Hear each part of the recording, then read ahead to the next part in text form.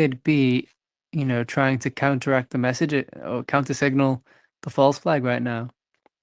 But it's this radio silence, and it's Yeah, when's the announcement? They said they're gonna be releasing or announce. Is it I gonna be think it's been released? announced. I've seen a lot of statements actually from the Supreme Council. Um, But you were saying it was confirmed that Iran said that they did not send the missiles somewhere. That was some reasonable well, source that was it's credible. reported by Al Arabia, and I've seen an Iranian account posted as well.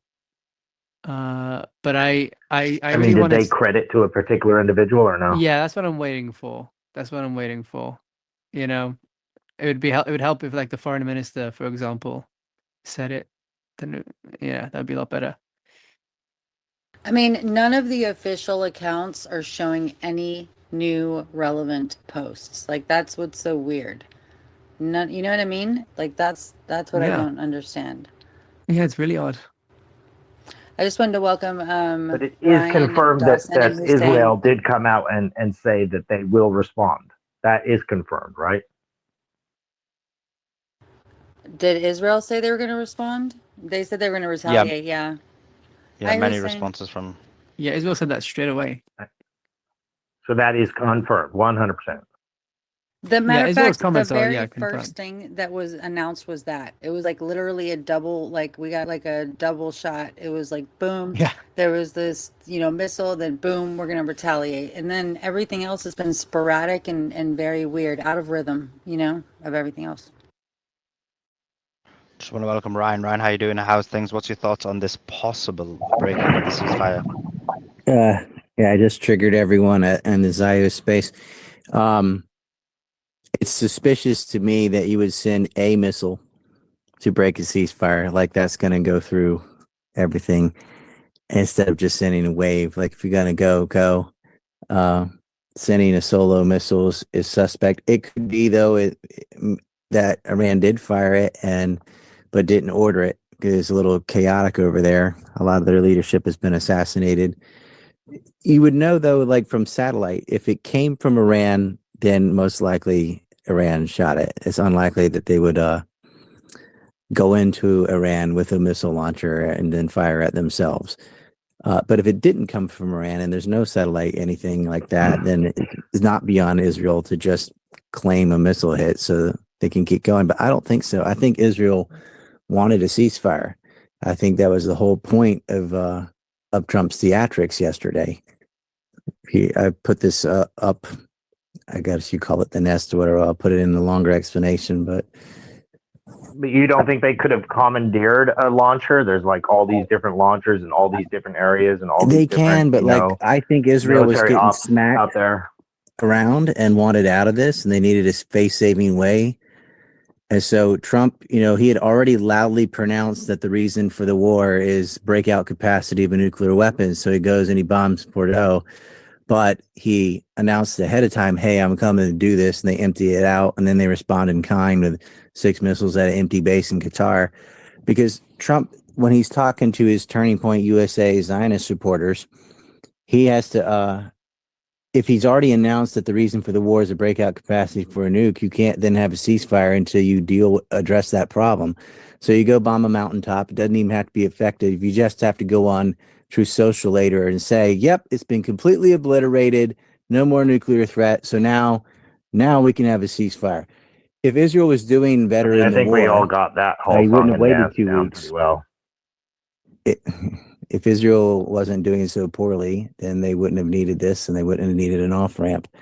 And so for them to false flag themselves to start a ceasefire that they just arranged doesn't make any sense. No, the whole point is that's what I'm because thinking, they were the Ryan. aggressor. What's your opinion on that? If there was peace, and then there's a false flag, they can claim that Iran broke the peace. That there was No, peace no, no. Okay, on listen, Earth, we're talking about and Iran if broke it. Israel was didn't. getting their ass handed to them. I just want to know what Ryan thinks about what do you think about they're weak. Why would they do this? Why would they do this? I mean, I know that they're gonna have the victim role, but that doesn't win a war. You know, are they looking I'm for American I'm saying it's involvement? not a false flag. I They think it's need that actually a so missile. America can get involved because nobody else wanted to get involved, Matt, just really. Matt, can Matt, you please Matt, hold Matt, on. do you want to just let Ryan? Let him. You're like arguing from heuristics. Like, I know this simpleton thing. Oh, they start false flag and then they get to go to war again. You didn't understand anything I just said. You're just waiting for your turn to talk. Hey, I just really quick, explained the whole thing going of why going they to the needed an off official ramp because statement they were from losing. That's All not right. true. Iran's I'm general completely staff. aware of your entire argument. It's like yesterday's argument. I just made the argument right now. I just wrote it today. Hey Ryan, so you're saying you don't think it's a false flag? You think that? Are you saying you think Iran is actually attacked? I'm sorry, right? You got a hot It, mic. I Guys, just I want to was make may I late for sure. the move in the evidence. Guys, comments? It looks Oh, like Goy did okay, Right, so the hold guys, official on, can guys. statement. you just stop? This is getting Sorry, I didn't mean to mute you. I'm sorry, my people bad, stop guys. interrupting. I forgot you're you're part of the crowd. Sorry, I was just trying to mute everybody else. No, it's just annoying that people are interrupting. I can't even hear any one sentence being said by Ryan. I want people to put their hands on from now on, please, unless it's Ryan or Jackson. Yep. Go ahead, Ryan, if you wanted to finish. Go ahead. yeah. So do you understand that Trump has to address the reason for the war, even though it's not the sincere reason for the war? The bullshit reason was they have breakout capacity for nuclear weapons. We can't let Iran have a nuke. Can't let Iran have it. Just before this, he was saying MIGA, regime change, talking real big. And Iran started pounding Haifa and they started pounding Tel Aviv, and more missiles were getting through. And if you listen to Larry Johnson's analysis, there's F-35s. Like, Israel can do a big, sortie, and then they got to cool off for maintenance for a period of time. And Israelis were sick of running, like rats to their air raid shelters every day. And Trump's base was also turning on him. We don't want another war. So he needed an out. But you can't have an out if you publicly announce that the reason for it is nuclear weapons. Then you have to go and bomb Bordeaux and then declare that it's been destroyed, even if it hasn't. You just say it's been obliterated so you can remove the nuclear threat. So you have an off ramp to get out of the war. So Israel has a face saving way out. They don't want to continue fighting Iran. They were taking too many casualties. They were taking a big hit economically, and Trump's base is being it. The people who benefit the most from a ceasefire are the Israelis and Trump. Bordeaux wasn't destroyed, and there wasn't a nuclear program anyway. They weren't building a bomb. That's not what this is about. They're trying to topple Iran because Iran supports the Houthis and Hezbollah, which resists Israel's regional ambitions of ethnic cleansing and land annexation. But they can't say that. They have to say it's about nuclear weapons because you can't say we're doing this so that we can steal from people and murder them. So they have their given reason. They got the off ramp. Trump goes to Iran and says, I'm going to drop some bombs. It was really insignificant. They didn't kill anyone. They didn't destroy anything. Iran responds with their symbolic thing on an emptied out bass and guitar. They're not sincerely trying to cut through. If you only send 14 missiles, it's not going to do it. They didn't kill anyone. They didn't destroy anything. Everything got intercepted, but it gave them an off ramp. So Israel gets its off ramp. It's just going to use this time period to rearm and everything. The Israelis never hold on to a ceasefire, but they're not going to, within hours, create a false flag and start the war again, because they could have just never accepted a ceasefire to begin with and had that war if that was their goal. Somebody disobeyed orders or, shot one before everything came, because they're supreme leaders down in a bunker. They got communication lines running back and forth. But it is odd, I will admit, to just solo shot a missile. Not a barrage, but that is, again, that's what some captain or somebody could have done who doesn't want the war to end. He's like, wait, we got the Zionists on the ropes, push this, and they want to break the ceasefire and push it. Somebody on that side. It's not a monolith. They don't control everyone down to every single private or whatever. But I don't see Israel wanting this. They were losing this war. And Trump, obviously, it would make him look really bad if the Israelis went in again or did a false flag right after he finally got a lot of his bases apologizing to him. Oh, I hated Trump, but now it's okay because, look, he did get peace. Blah, blah, blah. He would look like a horse's ass if he just gave himself a victory lap with all those self-congratulatory pats on the back for a ceasefire that didn't last 12 hours. And for the record, Rybar, big Russian military analyst, came out and basically just theorized what Ryan said. Could have been a break in the chain of command in Iran. Just one missile. Very weird, but that's what he's thinking. I mean, I already said that, just not to be a dick, but I did say that. And that theory about the off ramp, about the nuclear bases, I mean, that has been being bantered around for over a day now. I mean, it's that's basically the understood normal.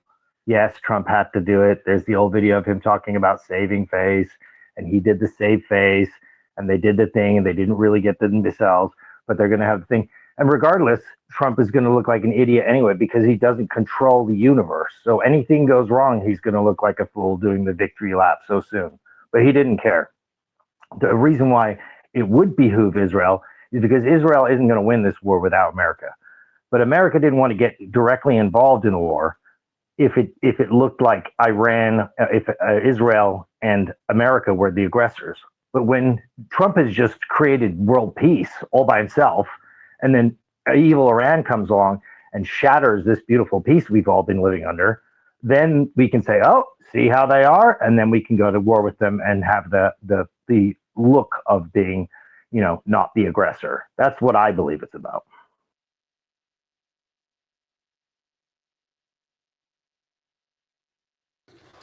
Go ahead, truth teller, and then we'll go to Raid, and then Jeremy, and then Sure. Coyote. I alluded to this before. The false flag could have come from within Iran, but without Iran's knowledge. It's likely a Mossad terror cell told to do this, to breach the ceasefire, just to give the headline to Israel that Iran breached the ceasefire. It looks like Israel may retaliate. They're going to say retaliate, but it's an aggressive strike because Iran never struck them first. And I agree, they want an off ramp because they're weak and they need time to retool, to reset, to count their dead. They're still looking for their dead in the rubble in Beersheba. So, I mean, they've been struck really hard. They have been for 12 days. They've never been struck that way before. And they're still maintaining a whole lot of cope, especially with their followers and their influencers. So they're looking for some kind of advantage, at least on headlines, to appear like the victim, like, hey, look, we adhere to a ceasefire. They never have. They've violated 962 ceasefires in their short history, so they're the king of breaching ceasefires. But then they act like little drag queens about it. Just trying to play victim right now. Nobody's buying it other than the bigotards who think that Trump's a peacemaker, and he's not. It was a fake ceasefire proposal without even proposing it to Iran. He just preemptively stated there's a ceasefire in place, agreed to, and Iran didn't even know about it. I mean, this guy's just a complete fraud and a total disaster. And I don't know how anyone could take him seriously. So, I mean, I never have. So he's a circus clown as far as I'm concerned. So now we'll see when Israel strikes back and then Iran strikes back, resumption of hostilities, and, business as usual. That's how I see it. Thank you, truth teller. Go ahead, Jeremy.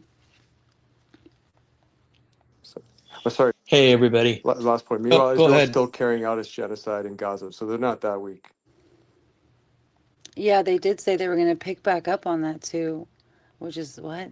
It's horrible. Go ahead, I've Jeremy, got and then we'll go another to Raid. TV. Sorry, I got another Iranian TV report saying that this time the general staff denies that any missile was launched towards the occupied territories in the last hours. Did you guys see the post I put there? Like, it shows that 2 hours ago that they were talking about the breach, BBC, and it barely even happened an hour ago, which is crazy. Anyway, go ahead, Raid, and then we'll go to. Wait, Jeremy, did you go? No. Oh, sorry. Go ahead, I Jeremy. didn't. No, it's cool. It's cool. It's controlled chaos. Hey, I've been in here for the long haul pretty much since that late Thursday night, early Friday morning when this whole thing kicked off. This stream has been epic. I did want a quick commentary and a quick observation. Quick commentary is for some of the people in the room. You're in a space, and I don't. This is going to come across as condescending, but too bad. You're in a space where you're getting the best geopolitical analysis from all over the planet 24/7. And there are people that when they do come in here, you definitely need to yield and give them the right of way. You know, Ryan Dawson has quite the resume. We already know, of course, Truth has spent an enormous amount of time in here and dedicated a lot of time to downloading an enormous amount of information, and that should be respected. Jackson is offshore. He's a United States citizen, but he has been all over the world and has a very interesting perspective. So coming in here baked and or a little bit buzzed and thinking it's some kind of like shoot the you know what conversation, it is not that. So respect it and you know, I mean, man. Anyways, I also wanted to. So what I wanted to say, though, as far as commentary, is that it's my opinion that President Trump is unwell.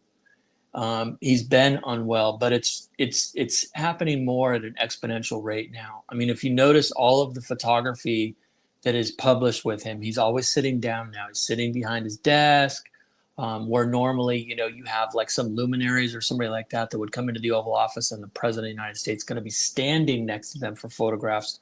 For some reason, the optics now are him sitting at the desk and them flanking him. It's just something to look at. The images that have been published of his hands, the discoloration, things to keep an eye on. And finally, I'll just say this: what he's been saying, what he did last night was so, I guess, unstatesmanlike. Conducting foreign policy from your half-assed social media platform is horrible, horrible optics. I don't care about the uppercase or whatever you're doing. This is a moment where you would expect the statesman to step before a microphone and to talk to the world and project strength, maturity, etc., instead of these really just bellicose postings, if you will, that are probably not even. He's dictating them, collabing with Steve Chiang, if you know who that is. It's his, you know, little right-hand man troll. So anyways, that's the only thing I wanted to add. I thought as soon as I heard that last night, I'm just going, you've got to be kidding me. If you're going to be declaring world peace, you at least want to be standing in front of a microphone, in front of as many cameras as possible and talking to the world. Let him see your face, your body language, and everything. Yeah. Thank you. Yeah, and to add to what you said, I think you made a golden point. But to add to it, like, never mind the fact that he didn't address the public. When he did his tweet, he wrote it so badly. We were on here for a couple of hours trying to decipher what he actually meant in terms of the different aspects of the ceasefire, in terms of the 6 hours, the 12 hours, the 24 hours, and it never even lined up with anything that actually transpired. Back to you, Miz. I was just gonna ask, is anybody else's like feed very weird? Doesn't it seem like there's old? Yeah. I don't know what's going on right now, but It's spooky, isn't it? The search feature isn't working. I wanted to ask Jeremy real quick because I keyed in on this too. Remember right before he made the decision to strike Iran, there was that video of him getting off of Marine One and going to the White House. That little walk, right? He didn't take any questions. Did you get any cues off of that? It was right before he made the decision to strike Iran. Yeah, he kind of waved it off really quick and didn't want to address it. I'll give him a pass on that one. The only thing I can say is everything that is happening now, them trying to act like they're negotiating everything, it's all astroturfing for PR. However, we are, a long game is unraveling before us. Like everything that went on, the original attack on Iran was planned long before they actually fired the shot. Trump collabed, in my opinion, the final meeting to basically lay out the outline of how things were going to progress was at Camp David the weekend before, when he had all the VIPs, military guys, the whole thing, and nobody knew what they were going to talk about. They were just all going there, and then lo and behold, we hear about this. Trump's been involved. The United States government has been intricately involved from the start, from the planning. The planning probably went way back. Again, nothing is random with this crew.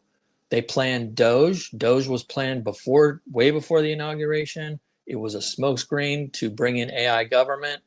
I'm sorry, I'm diverting. But the point is just know that It's not necessarily they're presenting as controlled chaos because Trump kind of shoots from the hip with his mouth, but all of their actions, they have a long to-do list. And it's just going to unravel and unfold. And there's going to be a huge coping mechanism by his sycophantic supporters because they're going to be surprised because they're expecting something different and they're not going to be getting it. So what we're dealing with, and what Matt was talking about a little while ago, we're dealing with the cognitive dissonance that exists on this platform in particular, because there's a lot of people that migrated back here. They were MAGA, the whole thing. So cognitive dissonance is just like, it's infected right now. I'll leave it there. Thank you so much, Jeremy. I just wanted to tap in with Hussein and welcome him. Welcome, Hussein. What do you think is going on? I haven't seen you in a couple of days. Yeah, sorry, just a lot of things going on. But so this look, I agree with the whole notion that Iran should have kept going at Israel. I don't even think they should have even tagged any of the US bases, honestly, because it'll just entice America to actually join in the war. But they should have really just kept going after Israel, honestly. And you know, they have proven to the world that Israel can be tagged severely badly. They are not as great at defense as they say they were. Even and that's with other nations helping them defend themselves. So, but there is also the other side. So, agreeing to the ceasefire, Iran has a chance because look, we all saw it. They are heavily infiltrated with Mossad agents inside the country. So they kind of have to kind of work out and see how they can get this infiltration out. And I think, you know, them thinking about a ceasefire is like, well, you know, we got to think about how we're going to get this internal infiltration out of the country. I mean, I don't know what Ryan thinks or Truth thinks about that, but I know it'll give Israel a chance to rearm and all that. But I think Iran's probably thinking like, okay, they can rearm more they want. Like we already proved we can tag them, and we haven't even used all our full capabilities of our like strongest missiles yet. So technically, you know, them rearming won't really do anything more than just they're still going to be able to get hit badly. And I don't know. I mean, I think that Iran really needs to like kind of figure out how they got infiltrated and who are the traitors inside the country and kind of go from there. I mean, I don't know what you guys think about that. Well, That is, go ahead. No, go Ryan. That is part of it. You know, uprooting Mossad, getting the rats out of their own. Another thing is Israel's surprise attack did have a big impact. People don't want to acknowledge that, but their main method for intercepting missiles was not waiting till they got to the other side and hoping Iron Dome would catch it.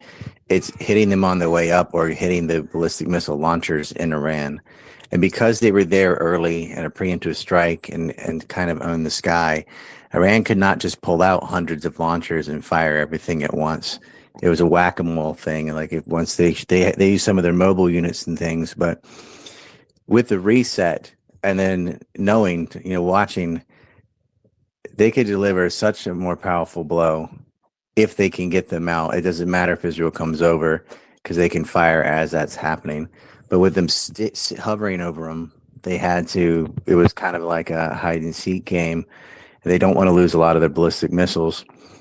So it benefits them too, but Israel, it benefits far more. Their public was sick of running back and forth the air raid shelters. And you could see every day, it doesn't matter about the number of missiles because the quality went up too. Like they were using better missiles. There were more casualties. There was more going through. They were hitting the defense systems. And this is despite going over Iraq and Jordan and having, you know, layers of air defense from several countries, plus all of Israel's stuff, plus the Aegis system sitting offshore, and THAAD and Patriot and so on. They were doing great damage to Israel, so they needed a pause too. And their F-35 units too. They need a lot of down maintenance time. They're very good for like one raid, and then you gotta repair them. I don't expect this ceasefire. I think it's pretty fragile. I see both sides regrouping, and they both can see, okay, the U.S. has offered this. We really don't want to drag it on with them. Trump's basically told them, look, accept this or we'll just bomb you again. So they took it. All right. So, look, Israel's objectives were one and two. One is to do the regime change, failed. to dismantle the nuclear facilities. That was, their fake objective. Because I think they didn't really thought it was possible to do that unless America came in, full throttle, and they haven't done that. So that's another failed objective as well. But they haven't given up on those plans. They need a little bit of a reset and also to change the headline because they're still looked at as the aggressor, the guilty party. So they needed that breach of ceasefire headline. And now one of their commanders stated they're going to retaliate. So resumption of hostilities, they haven't quit. Now, in terms of how they strike, they haven't been doing a lot with the F-35. 6 of them have been struck down, whether people want to admit it or not. And, one of Iran's think tanks provided evidence of that, of one of them that has been struck. They've been relying more on domestic terrorism from the terror cells from within, and because you can operate those still remotely, the ones that are left over, Iran's been sweeping a lot of those. So they've been launching like Spiker missiles and also these loitering drones that do quite a bit of damage, in addition to car bombs and tires being set on fire. Those guys have been caught on video just to look like they're doing some serious damage, but in fact, it's just internal. And they've also been launching missiles from Azerbaijan into places like Tabriz and other cities as well, because there's Mossad bases in Azerbaijan. But then they've been giving some of the credit to the Air Force. Like one time they claimed 60, they don't even have 60 F-35s, but that 60 fighter jets went and did a mission and came back. Why would you send 60 fighter jets to do one mission? That's just simply a lie. It's costly and it's easy to spot. So they're putting out fake headlines of what their Air Force has done just to glorify it, to improve morale while they're getting decimated. Their main challenge, though, is to deal with how they're getting decimated because they have no answer, no response to Iran's missiles. And if they strike again, which I think they will, Iran's going to strike back even harder. And their hope is to still find a way to get the U.S. in and say, hey, look, they breached the ceasefire. Can you have our back now? Can you get in here? Or a false flag. And another false flag, say strike the Nimitz, the aircraft carrier that should be there, or one of them, and say Iran did it.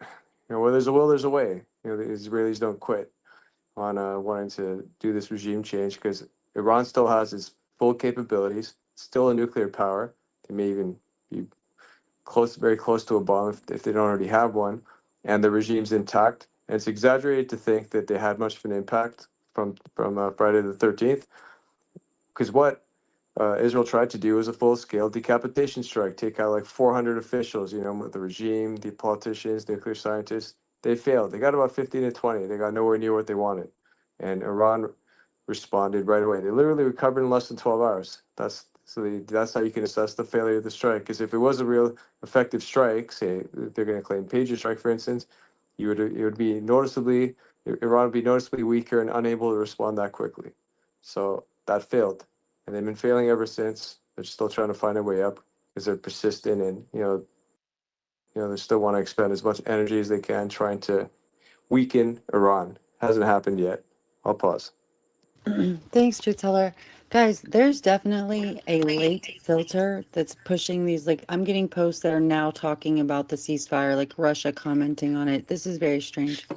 I don't know. Go ahead, Truth. Did you have something else on? Well, there were two ceasefires. There's like the bullshit one he announced on Truth Social that wasn't ratified by anybody, him trying to force things, and then an actual ceasefire. True. That's very true. Okay, we do have a lot of hands. I believe we were supposed to go to Raid and then Coyote and then Carl and Paul. And Ryan and Jackson, just feel free to chime in anytime. Go ahead. Okay, thanks. Ceasefire. The one thing about ceasefire, whenever there's talks about ceasefires, all parties always, never any party would say, no, I don't want it. So that's one thing. So whether Israel wants it or Iran wants it or the United States wants it, we can't rely on statements. Now, what I see is that, yes, Trump wanted an off-ramp. Trump saw that there's no way to completely destruct the nuclear capabilities in Iran. So they threw this hit and they said, yeah, we destroyed it and that's it. Okay, we're done.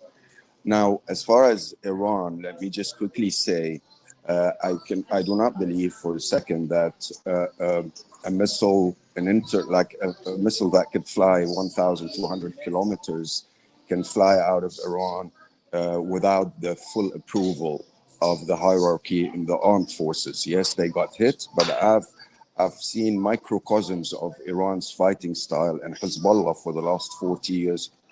So I understand how these things function. I understand the difference between rhetoric and what they can do, and I understand when they do statements what they mean and what they don't mean. To be completely objective, I would say if the case was that this missile was launched due to errors in communications or something like that, what Iran would do as per character is they would be silent about it. When they officially deny doing it, then I take it seriously because they do not lie to the people. This is the armed forces, right? That's one thing. The other one is that yes, there are rogue elements that are Mossad within Iran. I think their impact is mostly sabotage, little terrorism. But when we're talking about a missile that's I think 7 tons, 9 meters to be able to fly to Israel, there's no way and a cell inside Iran can do that. Absolutely. I mean, they're struggling launching drones from within Iran. Now, to go to Israel, I agree with Ryan. Absolutely. All the signs say that if Israel had a normal brain and it's not a lunatic state, yes, they need to lick their wounds for a while at least. But if I look at the decision-making dynamic within Israel, let's not forget that the main decision maker is still Netanyahu. And let's not forget that Netanyahu now, his nightmare scenario is a ceasefire, because then the spotlight is on him, and then the Israelis are going to ask a lot of questions. There's a lot of question now. The whole idea of Israel being the safe space for Jews now is completely shattered. So there will be a lot of internal fights. Let's not forget, before October 7th happened, they had been struggling for 2 years to build a government. There was a lot of protest against Netanyahu. So Israel, as an entity, as a system, as a country, as a government, is very wobbly, extremely wobbly. And the only thing that will keep holding it together is that the war is still on. There is no ceasefire. So I believe it's a false flag. I believe Israel, yes, it's tired and everything, but Netanyahu will not stop the war with Iran. Yeah, I'll leave it at that. Do we know that this solo missile was from Tehran, not the Red Sea or anywhere else? Exactly. It can be from a lot of places. And one thing also regarding sorry, I'll just take one more quick minute, hopefully less than a minute. We have to understand that when it comes to the Israeli Air Force, and you guys have been watching how Israel operates globally and within the United States, do not believe for 1 second that all the American bases within the Gulf area are accessible to Israel. It can use them.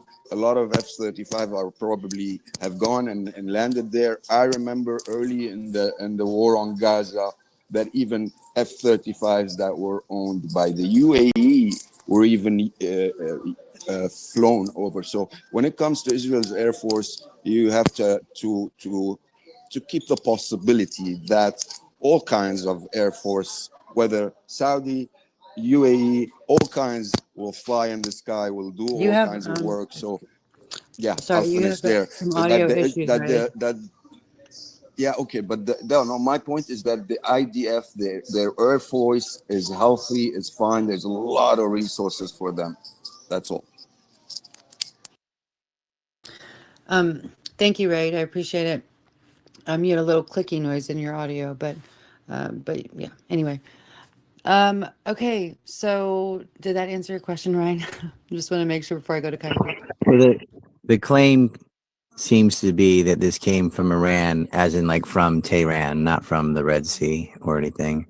And Iran saying, no, it wasn't us, or we didn't order it. And so I'd like to know then what happened to it. Was it intercepted? Did it land on something? Where? Because just because you had air raid sirens and said, oh, look, something's coming. Okay, was anything there at all? Was the proof of that? Was it shot down? Where above Israel was it? Like what city? It seems to be very vague, which makes it more suspicious. I agree 100%. Coyote, jump I don't in. know. Someone posted a picture of the missile. It looks homemade. It dropped in some town named Yarun.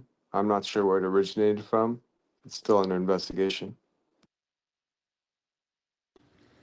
Thanks, Truth. Coyote? So I'm looking at the big MAGA accounts, and it's rather odd because I haven't seen anything on this, right? So I put together little theories as a prediction of what I think. I think that this is basically it's just like because it happened at nighttime, right? The ceasefire, the supposed ceasefire. I don't see that Iran has agreed to a ceasefire. Like there's no evidence like concrete.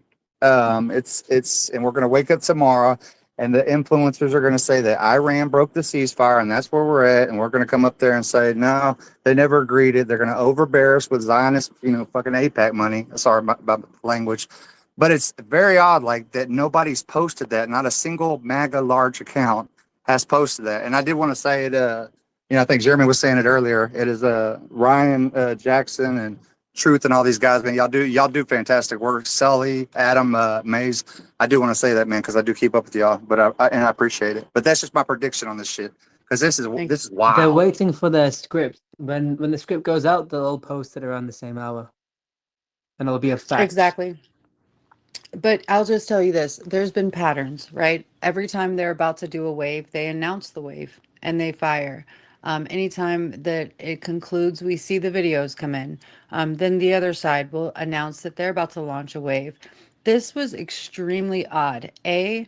Trump coming on and saying, yes, there's going to be a ceasefire and giving this weird, like decoded, cryptid timeline. And then Iran stating that they never got that proposal at all, but they'll oblige. All of this was very weird. And now you see a single rocket.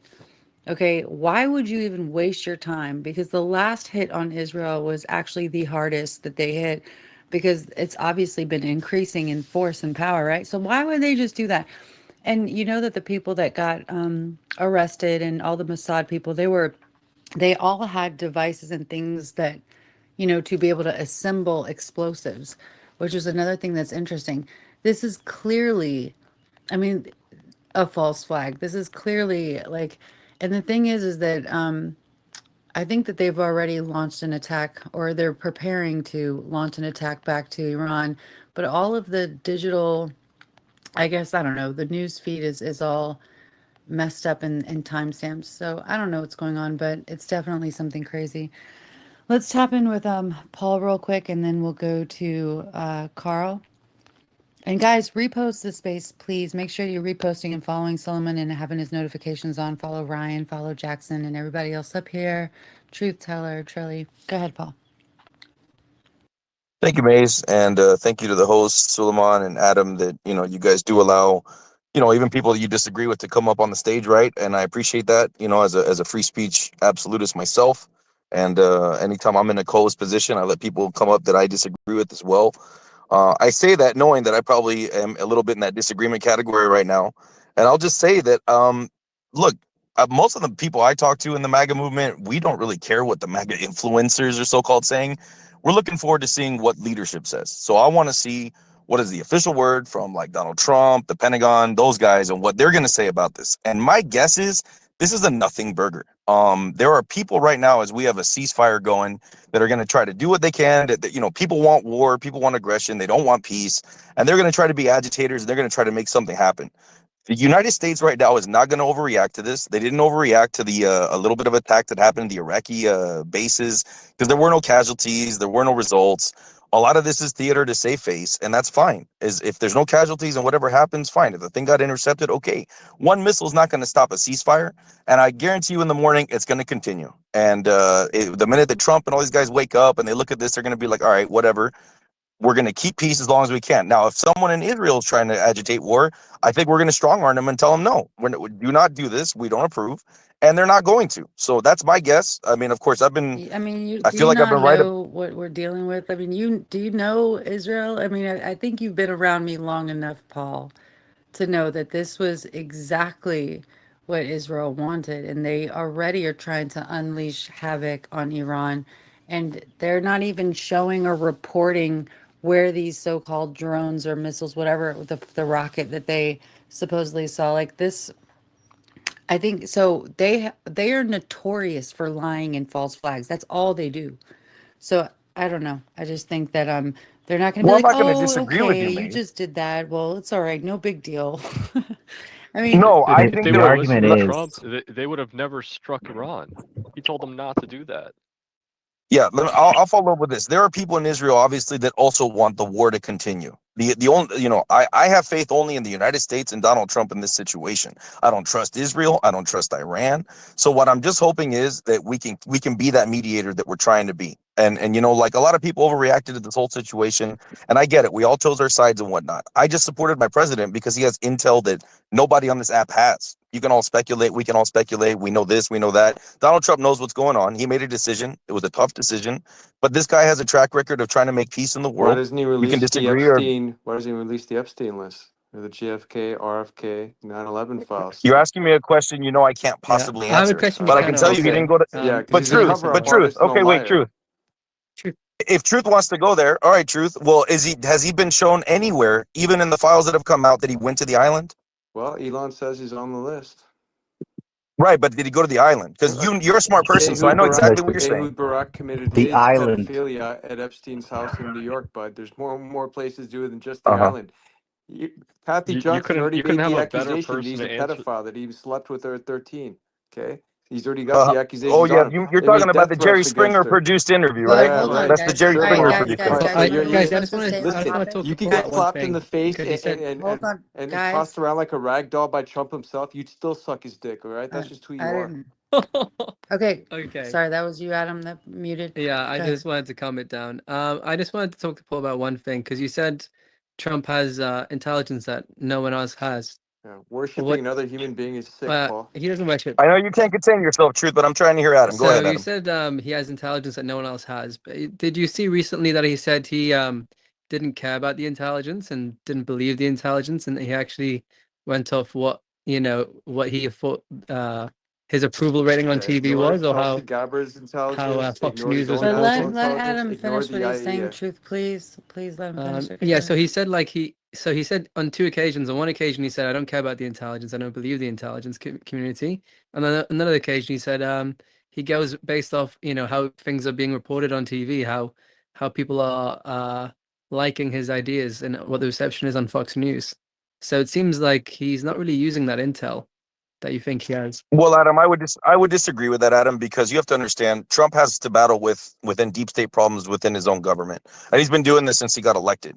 We obviously have dark forces in here. We have people that have been manipulated that are connected to Mossad, and I think Thought he was everybody here going to knows that. dismantle the deep Oh state. man, Isn't that what he promised? you just can't contain yourself, can you, Truth? I know Truth wants No, I war. just, You're a war I'm just advocate, holding so you I get it. accountable. I get it. I thought Go he's, ahead. I thought. I'd like to answer him. Go ahead, Brian. So the argument was about the solo missile is that later Israel can say, well, Iran broke the ceasefire, so we reserve the right to hit them when we see fit. And so they will do another preemptive strike. Israel seems to be wanting, and you can see a lot of the worst Zionists saying this already, is to refocus on Gaza, like finish the job of their ethnic cleansing there. And, with a ceasefire with Iran, it allows them to do that. There's no resistance. Like if they do have a ceasefire and the Iran and Houthis can't come to the rescue, they can go into Gaza and they can slaughter those people in front of the world and no one will do anything about it. Ryan, I won't push back on that. I feel like Gaza and Iran are two different things. To me, they're not the same. And I agree with you. I think this is a terrible situation for Palestinians right now because obviously everybody's looking at Iran. It's a distraction to other things, and I think those are one of the things that are not going to be in the limelight. So I actually agree with you in terms of that. Well, Gaza and Iran are different things, but to Israel, I'm telling you what the neocons themselves are saying. Spotritz and others focus on Gaza, meaning finish the job in Gaza. without Iran, like Hamas they're not completely gone, but they've been decimated. Israel's been shooting people trying to get food, and they've done it every day of this war. They completely destroyed Gaza City, completely destroyed Khan Yunis. They've probably killed hundreds of thousands, and they're going to continue their ethnic cleansing. That's what these wars are about.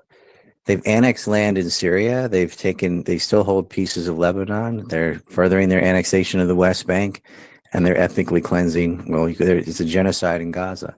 And the only resistance to that outside of Hamas was Hezbollah and the Houthis, which were backed by Iran.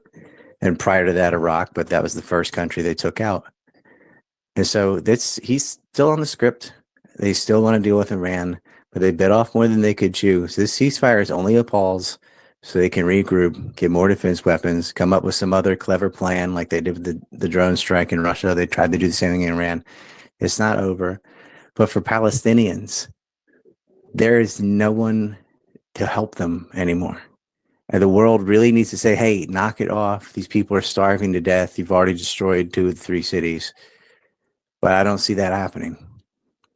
And it's not Russia, China. No one's coming to help them. Israel's going to murder these people. They've been killing 64 2 days ago, 114 yesterday. And these are just civilians, just gunning them down.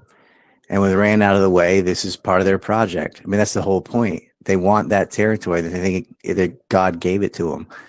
And they're going to continue to kill these people.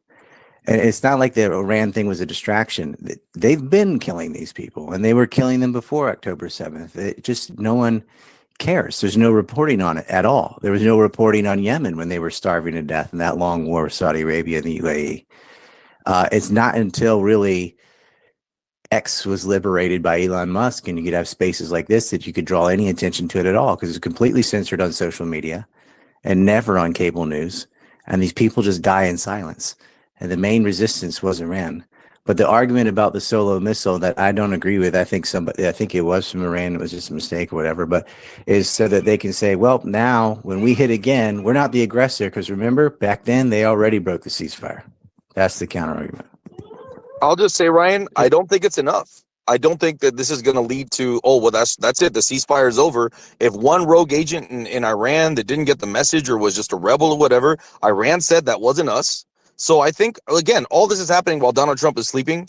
When he wakes up, he's going to be like, no, he's going to talk to Israel. He's going to be like, don't make this a reason for war. Let's try to keep the ceasefire going. He's going to lead, and I have faith in him. Now, for me, like I said, Gaza and Iran are 2 separate situations. I feel for the Palestinians. I really do. I pray for them often because I hate what's going on over there. I'm not a fan of Israel by any means, but America and Iran do have a history, and it gets ignored. The nuclear threat, because I hear people say, well, Iran was cooperating with the IAEA. Well, what did the IAEA say? What do you know about America and Iran's history? Well, I'm trying to talk about it, Truth, if you want to let me keep going. And then you can hear what I can say. And if you want to tear up my argument, feel free, but you got to let me talk. Okay. So again, I hear about the cooperation that Iran had with IAEA, right? And in that cooperation since 2021, it was clear that enriched uranium was stocking up to the point of the last report showed that it was about 409 kilograms. Now, if you look at 60%, that can be 90% within 3 weeks to 6 weeks, right? Depending on how good the centrifuges are that Iran has. So that becomes a nuclear threat. Now, personally, I don't like the idea of a nuclear armed Iran. There are 9 countries. Oh my I God, don't you like that sound Israel, like a by the way, I fucking don't like parrot, Israel. okay? You sound like a parrot. You're parroting the shit that Oh, everyone else says. And you know what pisses me off wait, about what that? I'm gonna tell what you, did I because say was nobody's wrong, talking man? about the motherfucking nuclear threat that Israel is to the world. They have actually threatened America with it. They've threatened the whole fucking world with it, right? How come nobody's talking about that? I can't stand when people are gonna come in here and Wait, begin Maze. justifying a fucking war when the whole thing Wait, Maze, but what did I say that was wrong? I'm gonna give it back to Yeah. you. The Just whole wait till thing he's that done. I'm we've going to say all all we the stuff wanted. that was wrong. Sorry, I Hold just on, but sometimes I I didn't just say can't anything fucking that was take it. inaccurate. No, but Yeah, I You didn't say I did. anything don't that was like the Yeah, idea inaccurate. you of a did. nuclear You armed did. Paul, you're Israel. How just so about that? stupid. You're so low No, IQ. You don't just don't don't simp. don't You insult just him. simp for Just Trump attack his arguments, Truth, unconditionally. You have please. no idea how dumb you are. No, it's not stupid. It's just the parroting. It's just It's okay. This being guy thinks conscious Hitler's a about good it. guy, so it's all right. But coming No, from he No, him, it wasn't a means good very guy. little. The Paul, National Paul, Socialists were good. You're too I stupid to expect know more that from you too. because you are a friend of mine. I expect more from you. You go into these spaces Why and is this guy your can I friend? just Mace, you please need better finish, friends. Truth? Okay? What I'm saying is that you're going into these spaces and you're parroting, you're saying these things that are just intended to get the American people to support a motherfucking war. With like this whole like, oh, they're gonna enrich it to this. It's like you want to learn these facts to go and feed them to other people so that you can help them sway the opinion of the public to support this is bullshit. Even like Mace, let me I just think you should let me just, answer you real quick. you have the I didn't hear opportunity to be that. more I conscious. didn't hear that from anybody else. I went and looked it up myself. All you have to do is simply go find out, asking neutrally and getting information on how long that actually takes. It's math and science. That's it. I'm not getting this from other people. I Okay, got that on my well, own. Paul, can The I tell So you? now Joshua let me said, let me "I'm add. There's a not trying to reason. make a Paul, missile." Okay, one Okay, second, guys. guys. Let him finish his point, and then we'll give it to Ryan to Let me just respond. add Go. one thing. Right, what I was about to say after that is I'm no fan of Israel having nuclear weapons. They attained all that illegally. We all know that they are not transparent about it. They have about 90 is what the general consensus is. I'm not a fan of that. But right now we have to look at what's the immediate threat for Americans. And I don't see why having Iran as the 10th nuclear power of the world, how that makes the world safer. Because especially in the Middle East, where everything's already hot enough, it's bad enough that Israel has them. Why would we be supportive of more nations? Saudi Arabia doesn't have it. Qatar doesn't have it. All these other countries don't have nuclear weapons. Why would we be supportive of Iran, who literally their government says death to America, would have a nuclear weapon? Like, Jesus that's a Christ. You problem. see what I'm talking about? Dude, the Anyway, go go ahead. video's go out check there, my Mace. The Paul. video's out Paul, there. go. Okay, one second, one second. Let him finish. Okay, you finished. Ryan, go. You can respond to him. Ryan Dawson, do you want to respond to him? Yeah. Okay. So we had the JCPOA agreement about uranium enrichment, something that Trump would come in and tear up, where every bit of Iran's enriched uranium would be sent to France, and the French would turn it into fuel rods and then send it back, and they would use those in their reactor. And you can't like break those up. And so that's what that was. Now they did have a plutonium waste product, but they don't have any kind of reprocessing plant or anything to make a plutonium bomb. And the Russians would come every couple of years when that would get full and take that waste out too. So there's no dirty bomb. Even if they were to enrich uranium to 90%, everyone would see that coming. There's a very specific process you would have to do that. Now, when they went up to 60%, and you need 90 again to even make like the type of bomb that was used on Hiroshima, they wouldn't have a delivery system for that. You'd have to fly over top of Israel and drop it out of the belly of a plane. Good luck. They didn't have 90% enriched uranium anyway, but they did, and I think it was foolish that they did this. They went up to 60%, way above the 20% allowed under the deal for medical isotopes, and way above the 3.5% they need for electrical power and to keep everything going. But that was because the Americans did not uphold their half of the deal. They said, here's the JCPOA. You're going to do this with your uranium. You're going to make this deal with France. They're going to send it back. And you're going to have this deal with Russia. So they did that. And they allowed the International Atomic Energy Agency in. But the IAEA was caught spying for Israel. The IAEA was delivering them information so that Israel could assassinate nuclear scientists, even in their homes, which they did. There was also a Stuxnet attack. That was the Stuxnet was by the Israelis and the Americans to try and disable these things and create a fission reaction. And the assassination of scientists. And then you had several terrorist attacks, one by Baluchistani terrorists from Jandala and another from MEK. So that was all prior to any of this mess. Trump gets in, and he's just like, no deal, and shreds it. But there was still a deal with the Europeans. And so Iran was still upholding their part of the deal, even though the Americans weren't. They would not unfreeze the assets. They would not unfreeze their money. They would not lift the sanctions. And so Iran went up to 60% so they could bargain that off and say, look, we're at 60%, right in the middle between the 90 and the 20, just about. Say, we have some 60% enriched uranium, still no delivery system or anything. They wanted to bargain that off and said, we need sanction relief. You need to uphold this. We've been doing our half for years, since 2015, and you haven't done your side. But they were still obliged to the Europeans. The only reason there's a deal left. Then Trump comes in and says, nah, no deal, nothing, and puts pressure on Europe too. But Iran still complied. Now Trump comes in. He doesn't want to call it the JCPOA deal because that's the Obama deal that he had publicly trashed so much, but it was basically the Obama deal because he brings Steve Witkoff in, and they did have an agreement that Iran would lower their uranium enrichment down to 3.6%. And does it look like a done deal? Okay, 3.6, way away from the 90% threshold. And they knew where it was, and you're going to allow inspectors in. They would even allow Americans in to do the inspections. This is after catching the IAEA spies for Israel. Witkoff comes in and then he talks to the Israelis, and the Israelis say no, it has to go to zero. 3.6 isn't low enough. They have to completely dismantle the nuclear program and get rid of their ballistic missiles. So they just keep adding higher and higher bar until it's an unacceptable deal. Iran said, we're not going to zero. We'll do 3.6. Trump says, all right, we're going to negotiate. We're going to have another meeting and see what we can do and add to this because the Israelis aren't happy. He makes a meeting for Sunday, the 15th, with Steve In Witkoff, Oman. as he doesn't know anything, and they attack on the 13th. And Trump knew that the whole time. He coordinated the attack with the Israelis. He knew they were going to attack Iran, and he lured them into like a state where they weren't expecting this because, like, don't worry, we're having these talks. Things can't break down unless the talks fall apart. Everyone was under the belief that come Sunday, Iran was going to do whatever they asked and make a deal. They don't want a war with the United States. They had already offered them the best deal, and it was accepted, but it got rejected by the Israelis. And then Trump allows Israel in and does a preemptive attack. Now, there was no nuclear threat, and they know it. They're not enriching uranium to 90%. And even if they did, they don't have a delivery system. They'd still be 2 to 3 years away from being able to use a nuclear bomb. Ryan, if I can That ask was a you, right? pretext, like Iraq. And Iraq's reconstituted nuclear program and yellow cake uranium that didn't exist. I mean, the Right. documents on that were so bad, they had a forged signature from an obsolete foreign minister who was dead, supposedly signed these. It's just lies. Ryan, if I can ask you, you say they don't have a delivery system, but clearly Iran has advanced weaponry. They have hypersonic missiles. It's hard for me to believe that Iran does not have a delivery system for a nuclear weapon. And I have one other question for you.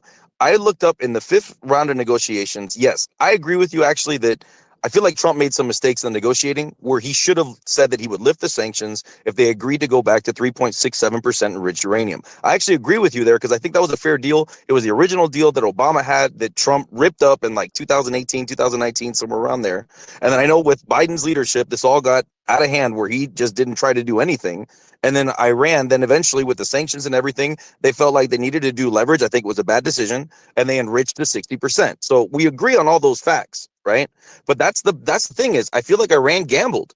If they would have not enriched to 60%, there would be no excuse for America to get involved in all of this. I hope that Trump will lift the sanctions if Iran decides to go back to 3.67. I don't think they should be at zero. They should have a right to nuclear energy for their people. They're obviously an advanced nation. But I'm just saying that it just seems like I don't know, and I'd love to know a little bit more of your sources because maybe you want to fill in some gaps. I didn't know about the Israelis said that it has to be zero. If you're willing to share me a DM on that, I'll be happy to read it. All right. And another thing, you cannot just strap a uranium made 235 nuclear weapon to a hypersonic missile and shoot it across 2 countries. You'd need ICBMs, which they don't have. You can't, it weighs too much. It's much heavier than a conventional warhead. It doesn't work like that. You'd have to deliver it by aircraft. Plutonium, there are ways, but they didn't even have a reprocessing plant for plutonium. That's not something you can easily hide. They're very prominent signatures that go off if you start doing these things, especially when you have inspectors there, which they did, that you couldn't make a bomb in secret. I think it was a mistake to enrich to 60%, even if they're going to bargain it off. But again, they never at 90%. If they wanted to do that, they could have just done that. They did Is it not have a realistic? bomb. They did not have a Let me ask bomb you, program, and they did not have a delivery system. is it realistic that they could get a delivery system, ICBM, from either North Korea or Russia?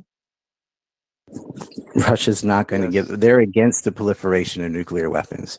North Korea would have But to no, pass that through China, who wouldn't allow it. Okay, well, I appreciate you answering my questions. And I mean, I'm happy to look into it more. Like I said, I didn't hear that Israel said that it had to be zero.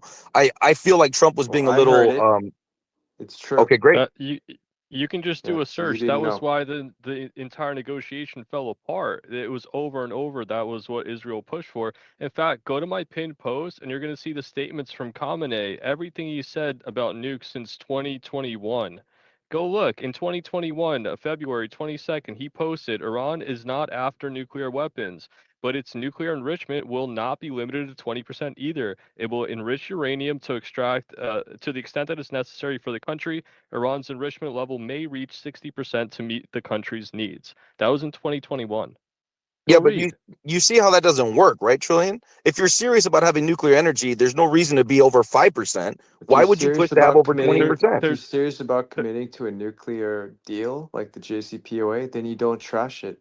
That's what Trump did. So Trump violated. Anything Iran does after that is their right to do. They don't have to commit to the e- agreement anymore. It was Trump that trashed even it. He used the even cause of I all Putin, the agree with you, Truth, problems. that it was a mistake. I agree with you. Oh, no, But that's not a even mistake. No, a Putin. mistake is, oh, I didn't know what I was doing. He did it because he was told to do it because he's owned by Israel. Because Israel for the entire period of time when there was an agreement in place between 2015 and 2018 was like Iran continues to sponsor their allies. That's a problem for us because Hezbollah, Ansarullah, they all pose a threat. So he wanted to broaden or move the goalposts.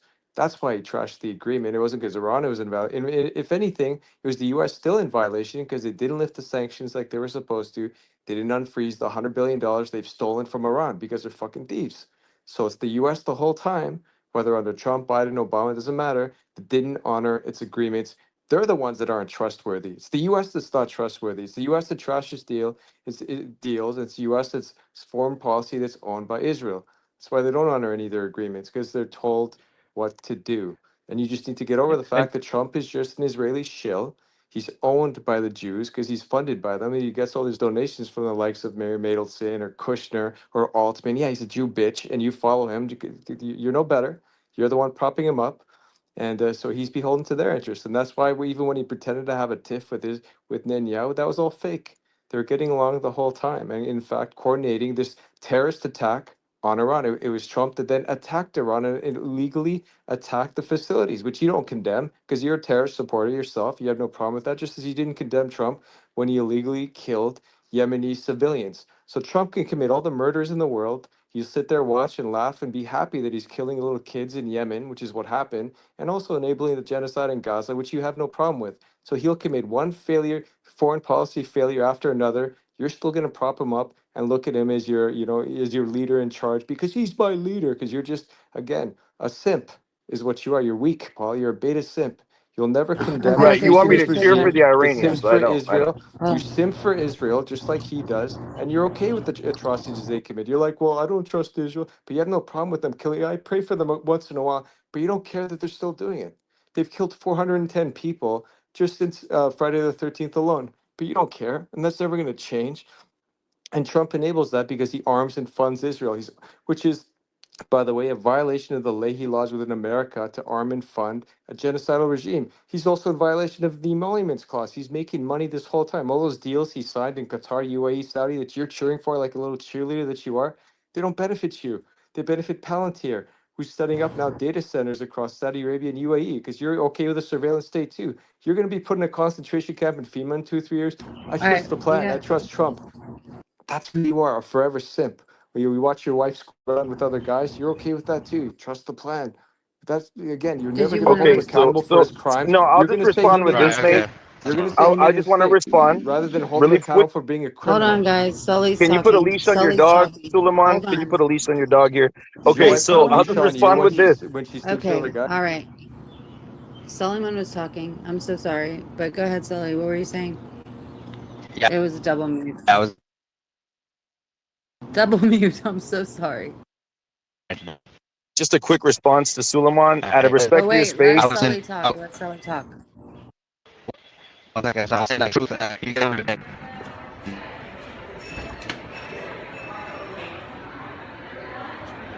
Did you just Israel my phone? God gave it to me. It's my phone. God gave it Give to it me. back. God gave it to me. Give it Oh, back. oh my God, America!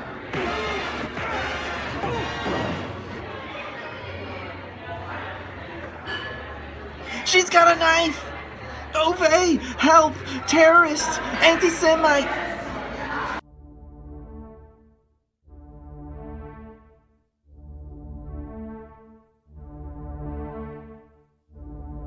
I was in the shop getting my bagels, just using my phone, and this Palestinian terrorist, 3 times my size, wielding a knife, came out of nowhere, broke my arm, tried to take the phone that God gave to me.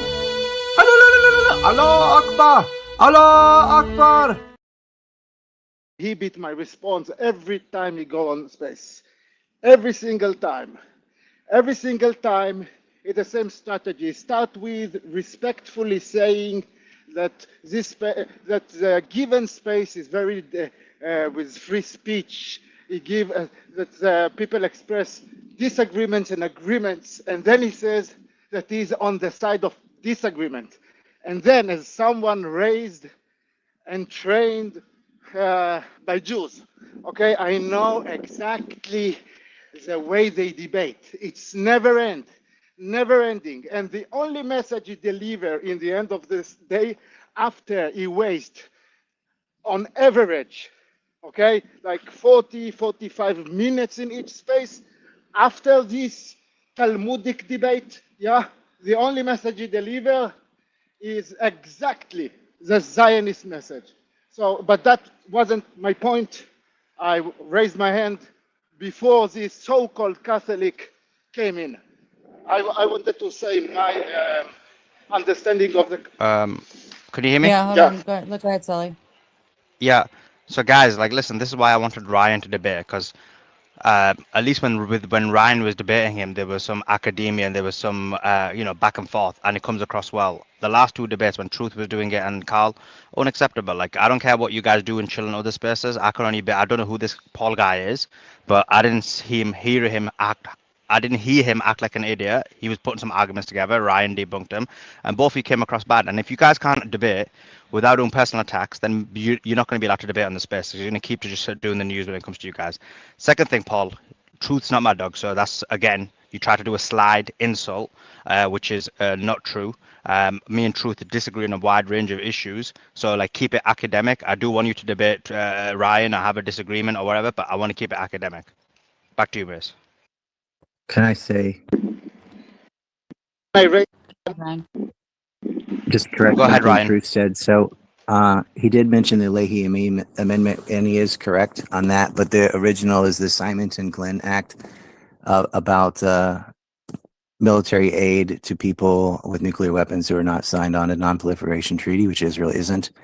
So, and the Leahy Amendment further restricts that, saying that we should not be giving military aid to Israel at all if they're going to possess nuclear weapons, but not be subject to inspections like it has nuclear weapons. So what they did is they have this nuclear ambiguity where everybody knows that Israel has nuclear weapons, but they pretend like they don't know so that they don't have to abide by those rules. And Patrick Leahy, the Leahy Amendment, by the way, was sent weapons-grade anthrax after 9/11. They tried to kill him. Maze, can I ask what I wanted to ask since I raised my hand? Sure. It's not. Okay, thank you. Thank you. Look, maybe I didn't understand the situation correctly, so I'm gonna ask. So I'm not gonna ask, I'm gonna say it, and if I'm wrong, I want to be corrected. I understand the situation as follows. Israel is in great fear because they cannot withstand such war with Iran. It's not now Gaza or the West Bank. Yeah, they cannot they cannot do it for 2 months, 3 months. They cannot. The entity will be dismantled. Yeah, and I believe that they understood. They overplayed their hand. They started something. They understood they're going to be defeated and dismantled. So I think everything was a show. They operated the puppet Donald Trump to bomb like the nuclear facilities that Iran deny. Iran say they emptied it, and then they can say mission accomplished and push for ceasefire, and then the Israeli can say we didn't surrender. We were winning. We had the victory. We achieved our goals. Okay, because they don't want to say, we did a mistake. We are sorry, please. Of course not. Yeah. So they needed to do this kind of show, a propaganda show, and that's what I believe. And look, this is the essence of supremacy. They start the war whenever they want. And then when they understand they're going to be dismantled and eradicated, they want the ceasefire. Okay, because I believe they wanted the ceasefire. Now, I'm not I don't want to judge Iran, God forbid, because I am not in charge of 90 million people. Yeah, I don't have this kind of responsibility on my shoulders. But I think, only what my opinion, that they should have continued until the total victory and the freedom of Palestine from the river to the sea. And please, if I was wrong in any of my statements, I want the panel to correct me. Thank you, Maze. Thank you, Carl. I appreciate you. Go ahead, Coyote, and then we'll go to Truth and then Ziad. I did want to say, so to the people out there listening, you do got to watch some of these things because I wrote a post this morning about the chanting "Death to America," isolationist, the anti-war, just all of this stuff that we've seen. I mean, we know that is 8-pack money coming in, and it will happen today when we pop up in these spaces, and I'm not falling for it. So we really got to look at what's going on. Okay, and to Ryan's point, right, what he was saying earlier, North Korea has they broke the non-plural. There are other countries, South Sudan, India, Pakistan, and we're worried so much about holding accountability about Iran. I just don't get it. As I'm saying, from another country that stole stuff, it stole nuclear goods from us, bro. And people will argue with me that they haven't done anything with it. And we have to not buy into that and stick to the truth. I don't care about like either of getting into any more like foreign issues with America. But as far as the people that I like on this platform, I don't want you to fall into it because it makes me sick hearing. And it's nothing personal towards anybody, but we are falling for propaganda and they're pushing it in everybody's head. And I just can't let my friends do it. And I'm sorry. And I thank you. Thank you, Coyote. I appreciate you. Go ahead, Truth Teller, and then we'll go to Ziad, and then we'll go to Miriam. Sure, thanks. Look, for those who still haven't figured it out, the main purpose of Trump's presidency is to, optimize his profits and remain beholden to Israel's interests. He's the same guy that rug pulled his own coin, Trump coin. And he's receiving commission off these deals he signed off with in Qatar, in UAE, in Saudi Arabia, in addition to helping out his technocrat friends like Alex Karp, and also the globalists like Larry Fink or the Sam Altmans, etc., who came with him to those Middle East trips and shook hands. I mean, it's quite clear who he's representing. It's not the American people as he strives towards the surveillance state he wants to create. Those are his objectives. That's what he stated. He's committed $500 billion towards it while also helping Israel's interests and helping it create the Greater Israel Project. Nothing's changed from that. The main opponent to that is Iran. And it was Trump that orchestrated those Friday the 13th attacks while pretending to want to negotiate. He's a bad faith actor. He can't be trusted. He's the same guy that trashed the 2015 agreement. There was that he did so in 2018. And I mentioned the emoluments clause violation as well. I don't know why more people don't take issue with that. Why is it okay for a president to constantly want to profit off of his position in the presidency, in addition to keeping his son-in-law around, Abraham Accords boy, who owns illegal settlements in the West Bank himself, in addition to both him and Trump being partners and affinity partners. Go look up that fund, which owns Phoenix Partners, which funds Elbit Systems, one of the biggest arms production companies in Israel. So Trump directly himself is involved, has a vested interest in Israel's, obviously not just surviving, but thriving, but also carrying out terrorism and genocide in occupied Palestine. And if you look up affinity partners, they own a piece of a bunch of different companies, including Rafael Systems, which is the air defense systems company in Israel. They also, in addition to the arms production as well, and another construction company as well that's building illegal settlements in the West Bank. Like, how much more do you need on this guy to know that his hands are dirty? So it's easy to keep it academic and prove that Trump is a criminal who's also profiting off of genocide, while he also is arming and enabling it through the foreign aid packages he never suspended. He also failed to come to create any type of peace between Russia and Ukraine. He never solved that conflict. And then he wants to make a big deal about India, Pakistan, which was never an issue before, other than some, brief entanglements here and there. that came and went. And now there's a new war that looks like will resume hostilities very soon. So what's he solved in essence? Nothing. They attempted to do regime change in Iran, failed. They attempted to dismantle the nuclear facilities. He's going to claim they struck 3 out of 12 facilities. They didn't. It was surface-based damage. So another fail. Iran's probably stronger because of all this, and they're looking pretty good in the international community. And that's not something for Iran. That's just telling it for what it is. They were able to strike the U.S. successfully. Yeah, it was orchestrated, etc. Trump didn't respond. Now it's done. So where does that leave Iran? They have every right to now build a bomb because they can't trust the IAEA, which serves as a surveillance arm for Israel, provided highly classified sensitive information on at least 5 of the scientists that got assassinated. In addition to the fact that nobody wants to call out Israel for having the Samson option, and they've even listed the cities that they will strike in America if they don't give them the arms they want, including LA, New York, DC, and in Colorado. How much more evidence you need to believe that Israel is a rogue state? And they've used nukes before. They used a tactical nuke against Yemen on October of in 2015. I covered it. I wrote a detailed thread about it. It was absolutely a neutron bomb. They've also used depleted uranium. They've used a variety of chemical weapons as well, including phosphorus bombs on the civilian population, which again is a violation of the Chemical Weapons Treaty Israel supposedly is a signatory to. How many more laws do they have to break for people to realize, including the 962 ceasefire violations they already have? No, sorry, 962 times they violated a ceasefire.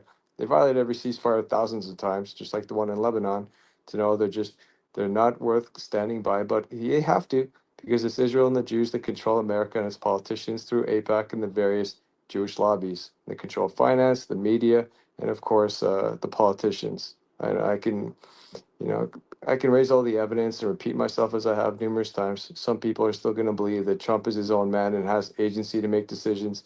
He answers to the guys in the dark suits that you don't hear about who operate in the shadows. And that's how it's always been for every president, just as Putin put it. And they're going to carry on and probably resume hostilities and continue to help Israel and provide it with the interceptor missiles and whatever else it needs, irrespective of which crimes it commits, while it still continues to commit a genocide in Palestine. And then they've still been resuming hostilities in Lebanon too. So how many laws need to be broken? I'm just curious until you can acknowledge the fact that Trump's foreign policy is a dismal disaster, a failure, and doesn't look like there's any path towards peace. He certainly is not entitled to any type of Nobel Peace Prize, which he desperately wants, just to be able to add to a failed legacy of multiple bankruptcies and a personal bankruptcy that was only avoided because the Rothschild Bank came and bailed him out through Wilbur Ross back in 1989 because he makes bad deals all the time. Thank you. Thank you, Truth Teller. Ziad, welcome. Jump in.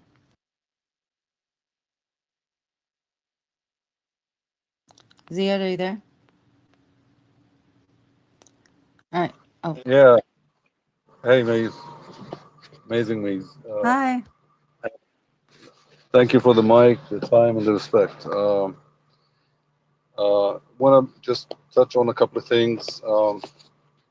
Paul, my friend, in my opinion, I think President Trump has no choices. The only choice I think that he had was to run for office or not, and maybe just maybe that also he was forced to do, depending on what list he's on or whatever. But piece of advice, don't glorify the man, glorify the country. The country remains, and the men come and go, in my opinion. But I have a question for Ryan. Um, uh, before I ask the question, Ryan, I have a lot of respect for you, and I call you the unsung hero. There's a lot of heroes here. All of you guys are heroes.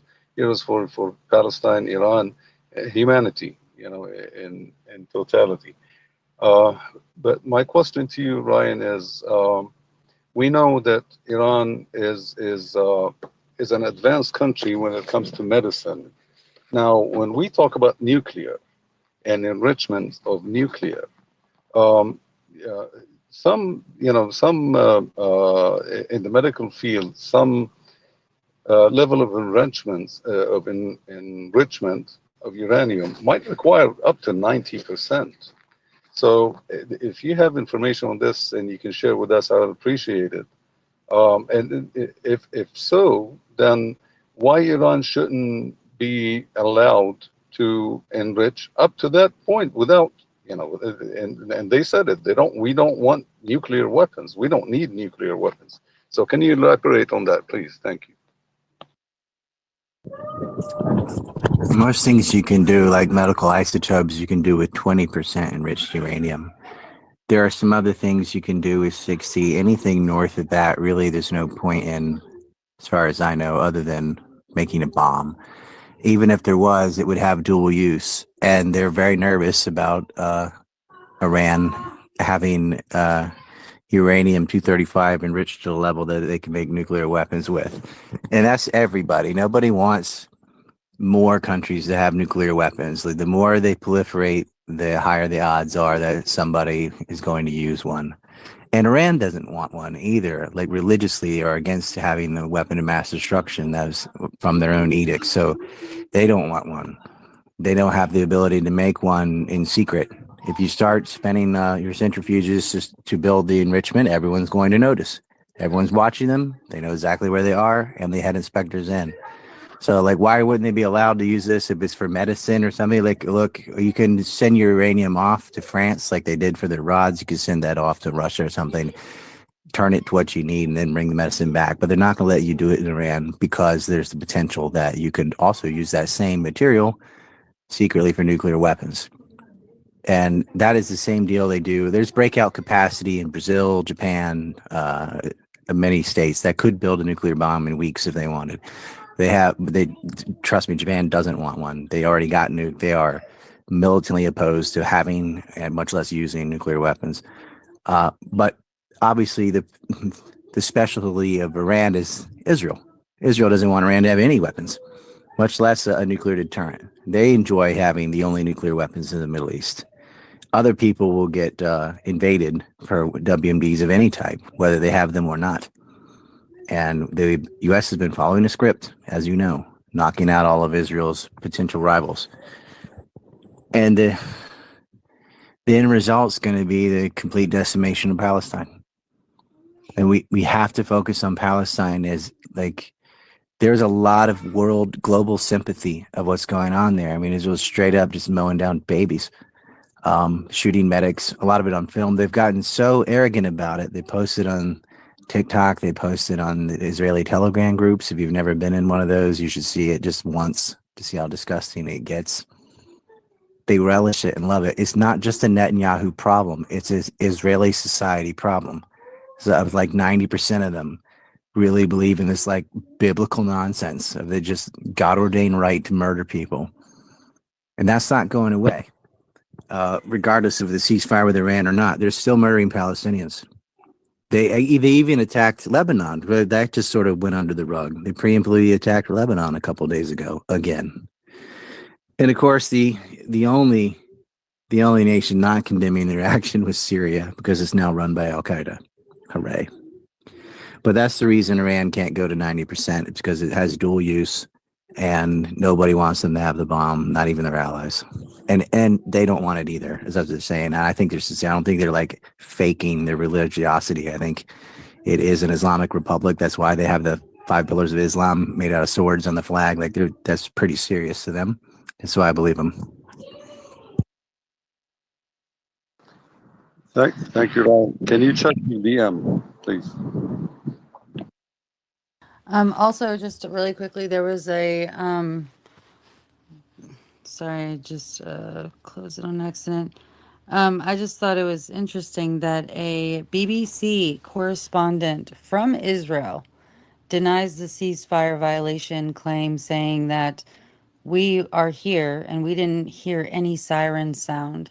And so had it hit or whatever, I'm pretty sure that sirens would have sounded. So that's pretty interesting. That was approximately When an hour ago. on what time are you talking? Because I heard sirens 56 minutes. at and in the time in Palestine time it was like 8 o'clock or 6:30. I don't remember. It woke me up.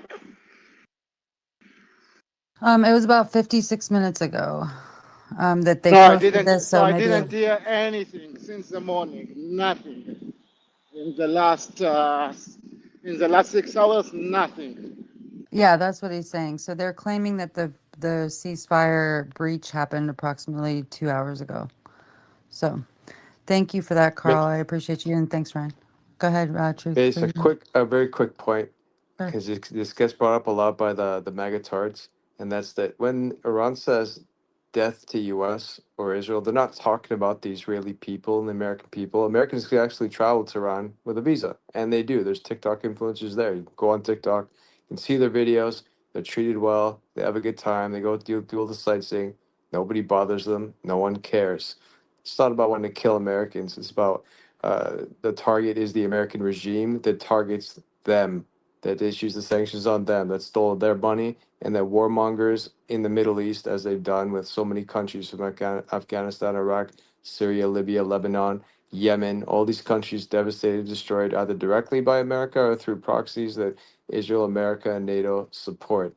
That's where that anger or furor is directed to. And of course, Israel. It's America and Israel working together to get this done.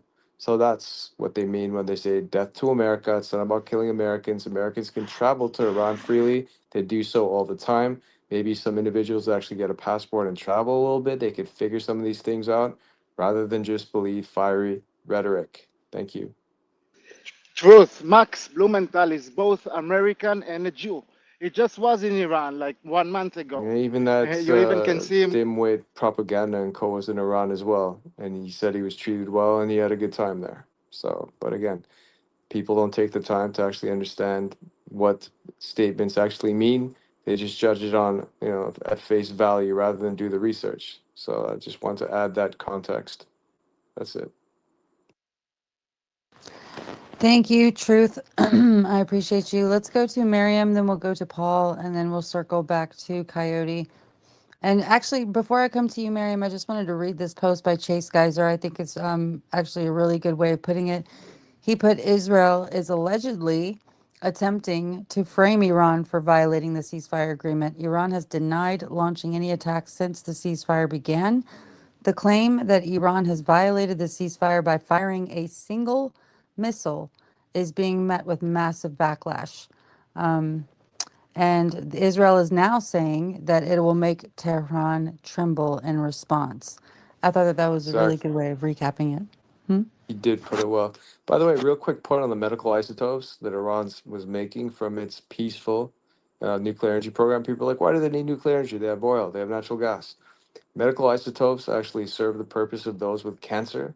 Why do over 1 million people in Iran have cancer? Well, some of them are still suffering from when chemical weapons were used against them during that Gulf War, during that war when Iraq invaded.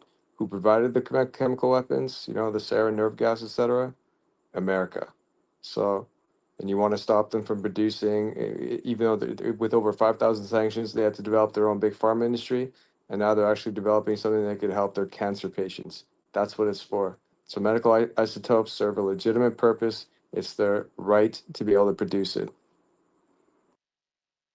Maze, you surprised me. I swear in God, in the last 6 hours, nothing. No siren, no nothing anywhere in Palestine. Nothing. I swear in God. I You believe. surprised me. I didn't know about it even. Yeah, they're claiming that there was a breach of ceasefire, but it was like one. I just posted about it, Carl. I can send it. It is a lie. It is a lie because my phone, whether I like it or not, will alert me, even though I don't want it. Okay? So nothing. Absolutely nothing anywhere in the last 6 hours since the morning. That's why these spaces are great because we get to hear that from boots on the ground over there. Thank you, Carl. I appreciate you. Miriam, thanks for being patient. Go ahead, jump in. Thanks, Maeve. Okay. Allow me to express my observation, maybe in the form of statement or questions, but there are two things that I'm trying to understand from this. Of course, with the what do we really get from this?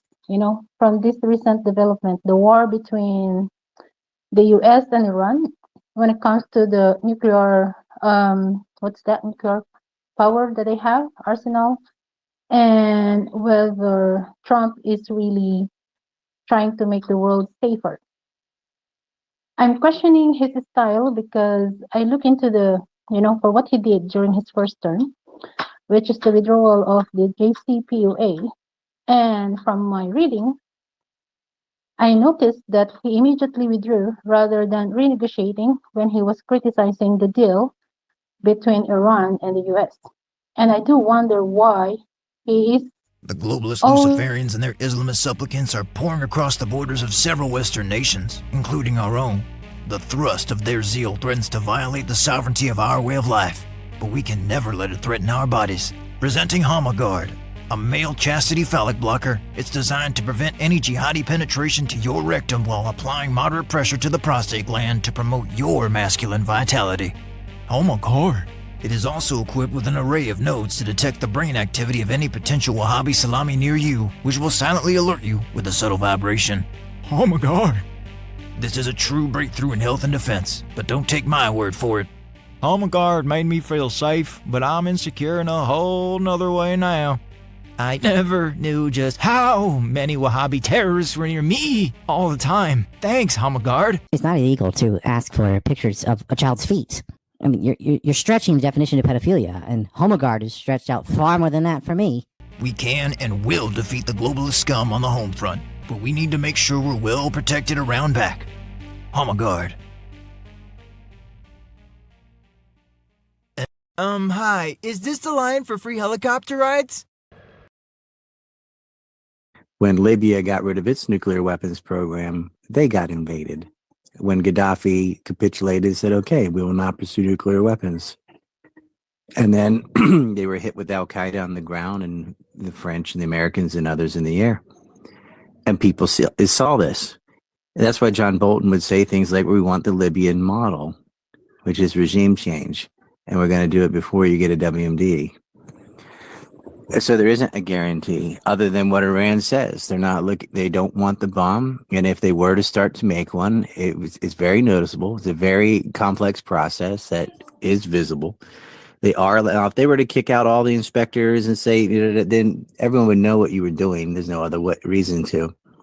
That's what Israel does. So his deterrent, I say, well, you see what happened last time you tried to build one. This is his narrative, not mine. We went in and bombed you. We bombed your bases. We'll do it again. And there's no lifting of sanctions and so on. They shouldn't have gone to 60%, even if they were bargaining that off. Trump should not have torn up the deal. And Trump should have made the deal sincerely that he had when Witkoff went over there, which Iran had agreed to go down to 3.6%. And even when they were at 60, or they're getting like 5 grams an hour or something like that, they did not have the ability to just suddenly have a nuclear bomb and a delivery system. They are just banking on the fact that they know the public doesn't know the difference between 3.6%, 20%, 60, and 90, and what all comes with those, and the reason people use uranium for other means, peaceful means. They just scare them, say they have a nuclear program with enriched uranium, and they think the only thing you can do with uranium is build a bomb, and it's not true. Because there are many other products. They don't know the nuance of it. They didn't even make their own fuel rods. They would send enriched uranium to France, and France is not some pro-Iranian regime or anything, and they would make the rods and send them back, and those would be used in their reactors. Another reason for nuclear power is it frees up the oil and gas that they consume on electricity to be sold on the open market, which allows them surplus so that they don't get caught in perpetual debt cycles and loans from IMF and World Bank, like a lot of African states are stuck in that right now.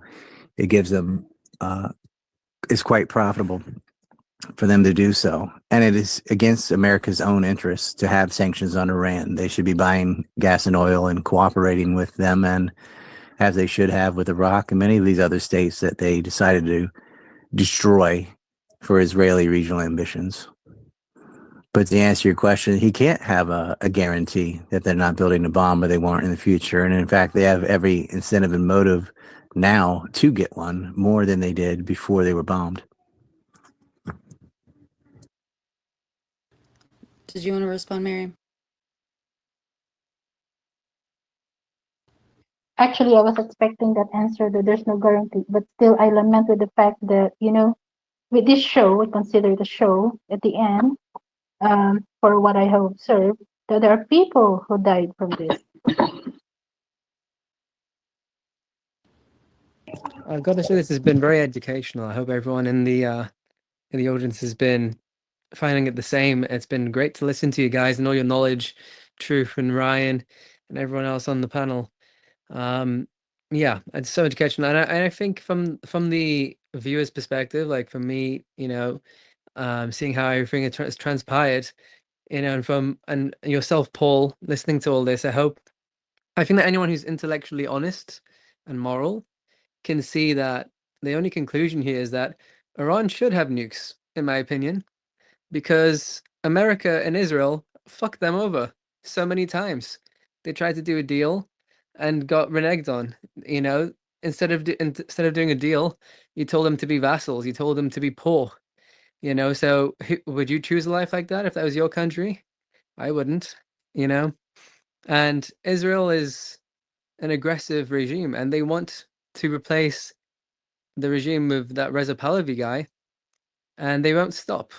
They won't stop until the regime has been changed and Iran is just another vassal, and they won't even let them have anything. The 0% is a crazy thing to enforce. Adam, let's be honest. They want the Libya model. They want to render them disarmed, no nuclear system, no nuclear program. So this way they're vulnerable, and they can turn them into a vassal state. That's what the objective is. They don't want an autonomous country with its own program that's financially autonomous, no Rothschild bank. They instead want to subject it to sanctions to render them unable to even do business with the international community. I mean, it's part of the reason why they joined BRICS in the first place. But all these points just get overlooked. Well, why? Why is Iran being an aggressor? They're not an aggressor. When did they invade anybody?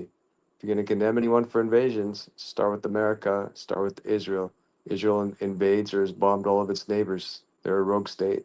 They've used the nuclear bomb. They pose a threat to the stability of the region, not Iran.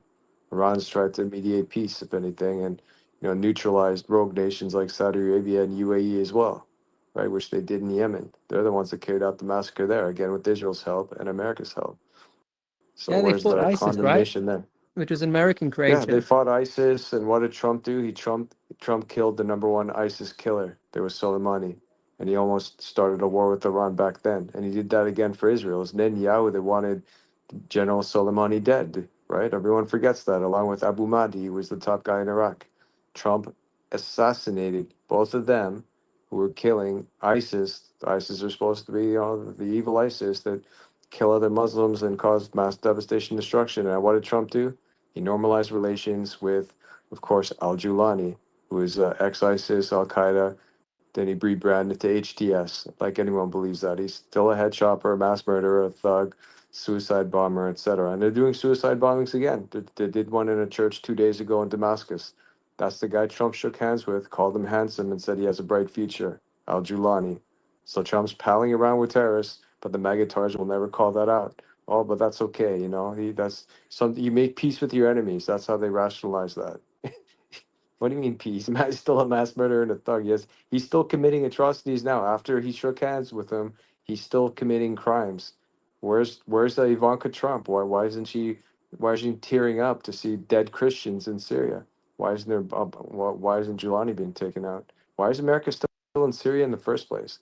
Because Trump said they're there to steal the oil. So it's okay to be an oil thief in Syria. That's okay too. To steal someone else's oil and wheat, which is what America is still doing right now to this day, while Israel's stolen more land and Turkey still occupies 3 cities. So it's okay to balkanize Syria, another crime. Complete silence, on this foreign policy that's done nothing but cause instability in the Middle East, not because of Iran, but because of America, NATO, and Operation Timber Sycamore, which was what? The CIA arming, funding, enabling ISIS in the first place. They released Giuliani in 2011 for the sole purpose of destroying Syria, which everybody wants to just forget. And that Trump enabled this, allowed this as well while he was in power. He did nothing to stop it, just like he did nothing to stop anything in Yemen. He also armed and enabled Ukraine, which led to the conflict that's still ongoing between Russia and Ukraine. So Trump is absolutely, his foreign policy has always been a dismal failure, even in his first administration. So people just need to wake up and realize they're being duped by a con man who's always been a con man, whose mentor was Roy Cohn. Look up who Roy Cohn was and how he lost his law license because of all the crimes and corruption he was involved in. That's who Trump learned from, just like his father, who was another con job. So, but some people are just put their head in the sand, ignore reality, ignore the facts, and just want to suck on the copium and believe that there's better times ahead with Trump at the helm, and there's just 5D chess or a project, or this non-existent projects that's gonna fix America's problems. He's not gonna get rid of the Federal Reserve and the Jewish lobbies or stop any of the wars. He starts wars. I'll pause. You Thank should you, see Truth. the Go ahead. Roy Cohen connection with David Sheen and the John Alessio cult that killed Robert Kennedy, because he was around back then. Roy Cohen was Lindsey Graham before Lindsey Graham, only with a brain. See, that's just it, right? And people don't look into Trump's history and realize how dirty his family's been for decades. They think he's some saint. They come, they believe his rhetoric and all the stuff he says, even though he contradicts himself all the time, speaks out of both sides of his mouth, and just lies to people. Lies about a ceasefire agreement. And he keeps lying. He hasn't even changed his behavior, and yet people don't want to call him out. Yeah, but look at all the deportations. This is a different Trump than 2016. It's gotten worse because he had to make a lot of deals to stay out of jail when they were impeaching him and going after his business, going after his kids. Someone even took a shot at him. He had to take a lot of deals with nefarious people. So you didn't even need him on the island or whatever it's mentioned earlier. And I say this too. They didn't just have girls on the island. It was all of their properties, all of Wexner's properties, all of Schotenstein's properties, and all of Burnell's properties. They were doing this. Maxwell too. That's where Prince Andrew was, in her house in London, nowhere near the island. Yeah. Don't worry about Little St. Jeffrey's. It was Palm Beach. It was New Mexico. It was New York City. It was several spots in Ohio, and it was in Paris. So they had plenty of brothels on the Epstein thing. I don't want to derail this into the Epstein conversation, but that is kind of my bread and butter, and that is blackmail. And Charles Kushner's involved in that too. I would encourage all of you to go to my website and watch Trump's Zionist Ball and Chain, because Cohen's in that too, and learn about the Kushner clan and Trump and how bad things were. Witkoff's in that as well. But it only gets worse when they get more leverage on him, and they have far more leverage on him now than on his first presidency. But him, he wants a peace prize because Obama got a peace prize, and so he's got to do whatever he did. He can't stand him, and he'll probably get one. But it's like you're calming down a situation you created in the first place. You guys preemptively hit Iran. You coordinated that together, and then America did it a second time, where preemptively hit Iran, and then you make peace. But there was already peace before you attacked them. So you're just solving a problem that you started and you made. That shouldn't be grounds for a peace prize. But given some of the other recipients of peace prizes, like Obama, who started a war in Libya and in Syria and tripled the size of the war in Afghanistan and all that, and he got one. Henry Kissinger got one. He's Seymour Butcher, and Menachem Begin got one. yeah, Menachem Begin got a peace prize. Holy crap. Straight up terrorist from the Stern and Ergun gang, who also helped finance Jewish organized crime in the United States, who were deeply involved in Israel stealing uranium out of Palo, Pennsylvania through Shapiro and that clique. And I have a film on that too. But if you go to my website, Trump's Zionist Ball and Chain, it's free. That's one. The other one is NUMEC, which stands for the Nuclear Material and Equipment Corporation. And that is also free. It's on Rumble. And that tells you the incentive of why they had to kill JFK. And then I'm working on that film of how they killed AFK after I finished the 9/11 film, which should be out in probably Brian, October. how much do you know about Dr. Abdul Khan? He's the Pakistani guy that stole the blueprints on how to build it. He built the nuke for Pakistan, essentially, with help, of course. Yeah, And he was the one that also sold the blueprint to North Korea. Libya and Iran and North Well, Korea they as call him well. AQ So Khan. Iran's You're talking about AQ Khan? Yeah. That's, go ahead. Sorry. yes. No, I was just gonna say yes. Go ahead. Yeah, and what irks me is I used to have videos detailing all this as it was happening. And they just erased 15 years worth of my stuff. So I was got not only kicked off YouTube, then I was kicked off Vimeo. That used to be a thing. And yes, just I keep getting banned on things. And a lot of my old thing, I used to be able to go, oh, you want to know about AQCon? Go see this. I did a lot of work. They've removed it all. So it sucks. These are all things I have to do over again. But at least now with Rumble and Odyssey and BitChute and X, there are more permanent places to put things without an SSD drives, which didn't exist when I was younger. Like, you couldn't even store all these things in one place. Now you can. But yeah, AQ Khan was instrumental in Pakistan getting the bomb and North Korea getting the bomb and heavy water but Rumsfeld and Searle and a lot of U.S. goobers that ended up in the head of our Defense Department were very much part of that network. But it's like these stories, I almost quit even doing them because I'm like, and do what with it and put it where? Because when you're like hardcore censored, it's like, it's not worth all the effort and time. No one's even going to see or read it. But now with Substack and things, maybe I'll redo some of these, but I don't have the energy to explain the AQCon off the top of my head right now.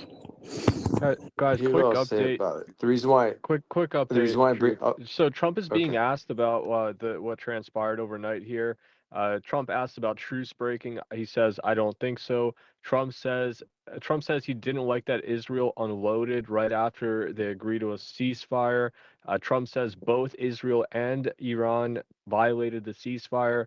Trump says Iran will never rebuild its nuclear program.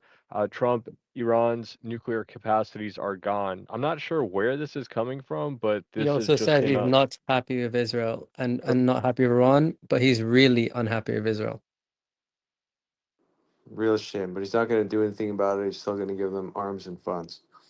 She's Anyway, like, guys, wait till I get my peace prize, then do it. Yeah, exactly. That's Let's not a see what. joke. Like, Trump is a total narcissistic egomaniac, and that is a real reason for him.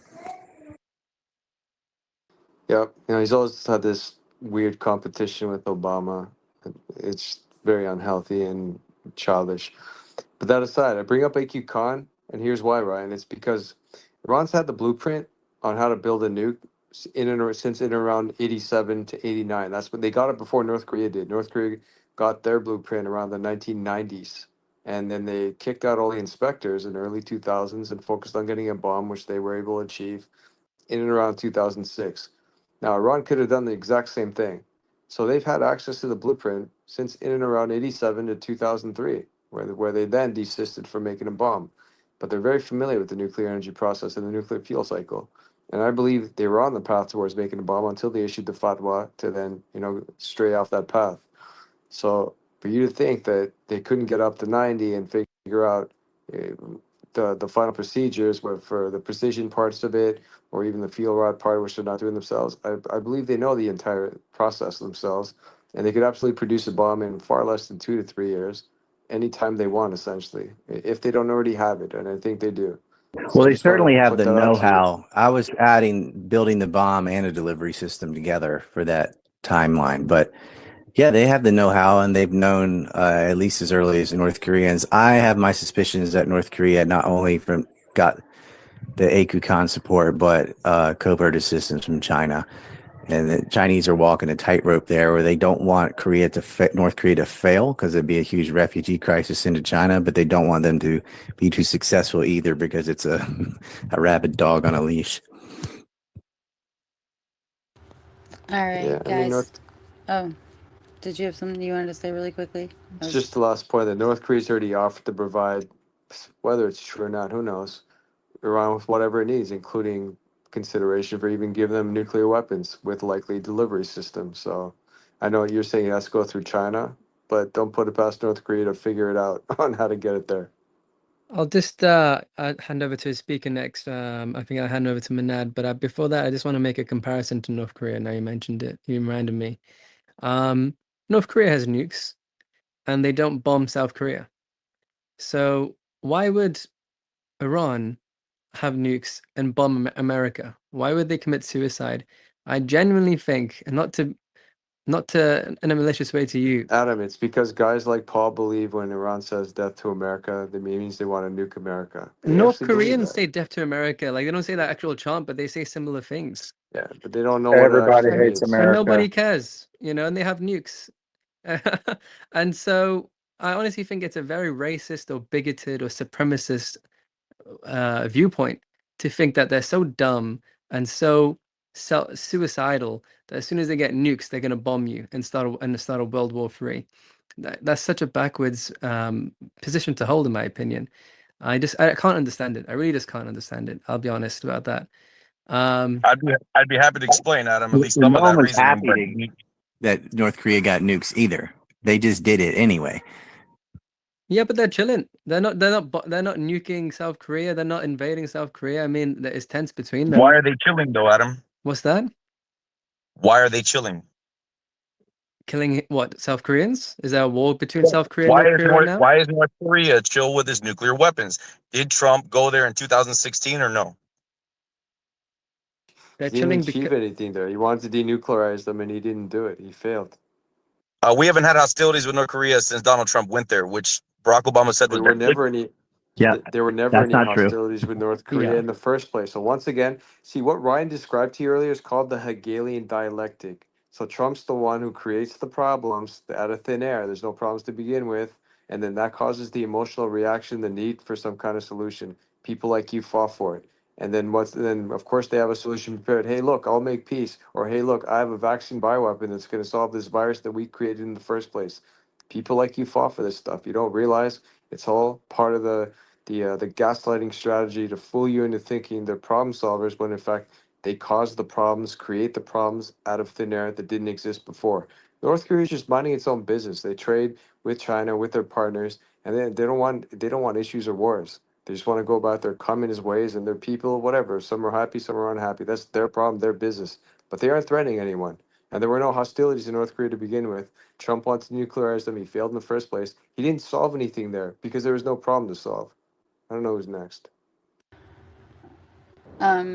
It's me. Yeah, we can go to Minaj. She's been waiting for a long time. Okay. I just want to say something. I'm very surprised. Every American knows how many percentage we have progress in our nuclear program, but they don't know how many sanctions we have. They don't know the It's over pistachio 5,000. and that's why I'm saying pistachio and saffron is sanctioned, is the most important import we have and export we have, and they sanction it because that Jew lobby, and they sanction us because that Jew person in California can produce there and sell it and kill the market for us. They don't know that, but that's why I'm saying they're well informed. The well informed women doesn't have right in Iran, but in Palestine, like how many years? 76 years. They're killing children and women, but they are not informed, and they blame their government. No. You don't study. You don't. You just listen to propaganda. You're dumb. That's why we have problem. This is not political system problem. That's so. I'm so sorry. Low IQ people create this problem. They should understand what their country doing to other people.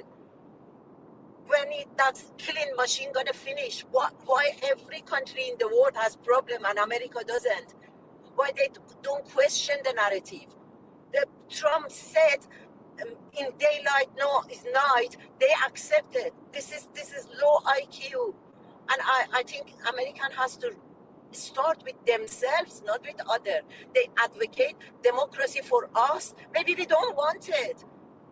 We don't want to pay by blood to get the American democracy to separate our country to civil war or something. We don't want American and something American has to understand. We don't want to live like you. We don't want it. The culture you have, we don't want that culture. We have our own culture. Why do you think you are better than others to just tell them how to live? That's why I wanted to know. Next time, if somebody comes for 60%, ask them how many sanctions they have. They know even 3 weeks take time. We make a bomb, but they don't know how many people suffer over this sanction in Iran. Thank you. Wow, golden points. Those were actually excellent, excellent points. All right, Paul, go ahead. Unfortunately, I have to pass to the next speaker because I have to do a test, and then I'll be happy to take my turn because I've been waiting. Okay, go ahead, Coyote. Appreciate it. And just know down the line, not everybody wants to be all up in anybody's business. Like, I wish we just focus on fixing them, like us first, and stay the hell out. Trust me. I do got to say, as far as all the speakers tonight, it actually it's relieving. You know, sure, some people are more passionate than others, but nobody's trying to convince me of anything. And I can't say that for a lot of the other places I go. It's like an argument to try to, you know, Paul's came up here, expressed this stuff, and I'm sure there's a little back and forth, but it's like there's no narrative. And I know that's going to change today, and I hate it. It's like nobody's got the list because I'm still weirded out by how the big MAGA accounts. And these are my some of these people I know, man. They're decent people, but it's like they haven't posted anything about this. But I did want to say, I think that things are changing. I was in Sally's space earlier. I didn't know if I put it up in the nest, but I did a poll the other day, and I titled it, or I put in it. So, you know, which country do you think poses a bigger threat to America? Israel, Iran? It was like 57%. All right, as far as nuclear, which country poses a larger threat to America, a nuclear threat to America? Israel, Iran? Well, it's 57%, if I'm not mistaken, something like that. Like Israel, and the rest Iran. And I don't know if that's a confusing question or whatever. Like I said, it's an appeal, but I've honestly noticed that in spaces as well. People have started to see some of the stuff that they've been calling me anti-Semite and stuff like that for saying. And like, I don't know, it's just a positive note right there. I think people are starting to understand things more. Plus that Tucker Carlson, Ted Cruz thing kind of did it up for the boomers. Indeed, indeed. Thank you, Coyote. Just to Do you check in notice with how you. they call you an anti-Semite if you criticize Israel, but not if you criticize Iran? Are you an Islamophobe? It's interesting. Sorry. Go on, mate. I learned that. I studied the Hasbro and stuff like that to get around there. I really don't get messed with. Like, and I suggest that people do read into that stuff because I mean, I'm telling you, I'll counter the counter. Like, you know, anti-Gentile. Like, you know, If you criticize Christian. China, you're not xenophobic. If you criticize Saudi Arabia or Iran or any Levantine country or Palestine, you call them all terrorists or desert guys, whatever the fuck you want to call them. It's not Islamophobic. If you criticize Russia, you're not Russophobic. But if you criticize the colony that's committing the most crime, that's committing a genocide, that's invaded 3 countries and bombed 5 in the past 19 months, then all of a sudden you're anti-Semitic and a hater of Jews. It's interesting how that rule only applies one time. And it's, Mhm. I was gonna say, Adam, it's like, well, I mean, you know, if anybody that looked into this stuff and watched General, you know, Wesley Clark, and I mean, we knew this was coming. That's the crazy thing about it. Like, you know, surprise, we're this is number 7, and all of this is crazy to me because it's like 1 out of every 9 Chinese are CCP. The rest are slaves, basically. But whenever I go to talk about like China, we say China, we say Ukraine. But when I say Israel, not all Israel, but, you know, and give this big preamble, hey, I'm fixing to say, you know, Jew, but when I say it, it's not all Jews. It's just the bad. It's killing me, man. But I think it's starting to change up a little bit because I think some people are starting to see that maybe this is not our number one ally. Maybe that the only intelligence that we've ever, or the only, you know, military assistance we got was in Iraq, and nothing came of that as far as the weapons of mass destruction. And then here we go again to Iran, which I still have yet to see if they had any of these nuclear things. I find it fascinating that Tulsi Gabbard in March, just in March, you know, pretty much cleared it. And I understand that people are going to go on the word of, you know, of Trump, and you know, I'm with it. I'm not going to, like, I understand, man, but we got to get real when we can't pick and choose what we like. You know, you got the head of intelligence coming out this past March saying, hey, everything is okay. And then the next thing you know, boom, this happens. And then, you know, it just doesn't make I have sense. a I think question the about that really key. quickly. Was that recorded? Because so wasn't she Did she actually change what she said? Because that's important. Yes. Or was it recorded? I'll send it to you. Okay, I so think she said people took her You words mind out if of I step back in? context, but they didn't. And it's hold on, guys. and Let that's the Ryan thing. Like, respond really quickly, and then About Tulsi, like she did say that back in March, and then recently she's like, "Oh, people are taking what I said out of context." Da, da, da. Like, well, but what context could you possibly be other than no? It's like a yes no thing. Back to the North Korea thing, like the Moon Jae-in deserves credit for his sunshine policy and getting Trump and Kim Jong-un to meet and everything. And then, of course, we know Bolton sabotaged that whole thing in Hanoi. But at least Trump, I'll say this, at least he was willing to talk to them. Whereas Biden, Obama, the rest of them, they just have a we don't even speak to them policy. That's not going to get anywhere.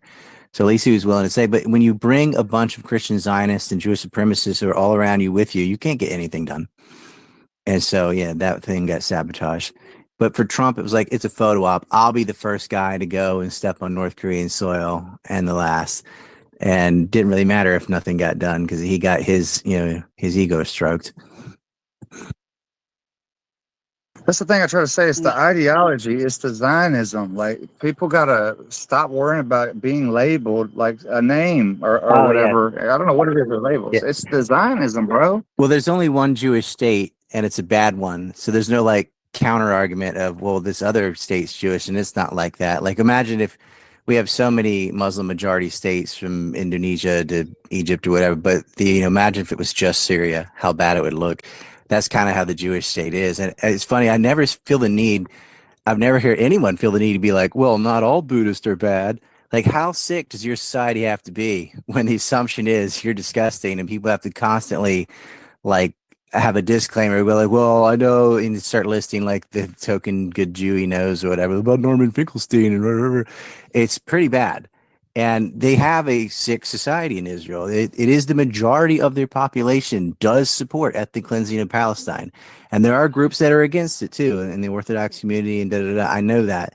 And I have a nuanced view on this, but it is disgusting that a majority of a country could support genocide in another country in the modern era. I mean, they have this old Bronze Age morality of murdering Amalek and stuff, and that is just the way they're built. guys, just really quickly. So Donald Trump just posted, and he says, Israel, do not drop those bombs. If you do, it is a major violation. Bring your pilots home now. Donald Trump, President of the United States. Is this real? Hold on. This is what I said it way back. Diplomacy on X. Who does that? He really cares about MAGA turning against him. Nobody has more influence over him than his own base. And we can use his narcissism against him. He wants a peace prize and he wants to be loved by his base. And they were all, other than like Charlie Cuck and Benicide Shapiro and stuff, everybody was like, fuck this guy. He's Israel's bitch, blah, blah, blah. It works. I like to think that my memes of him being cucked by Netanyahu helped just a tiny smidgen.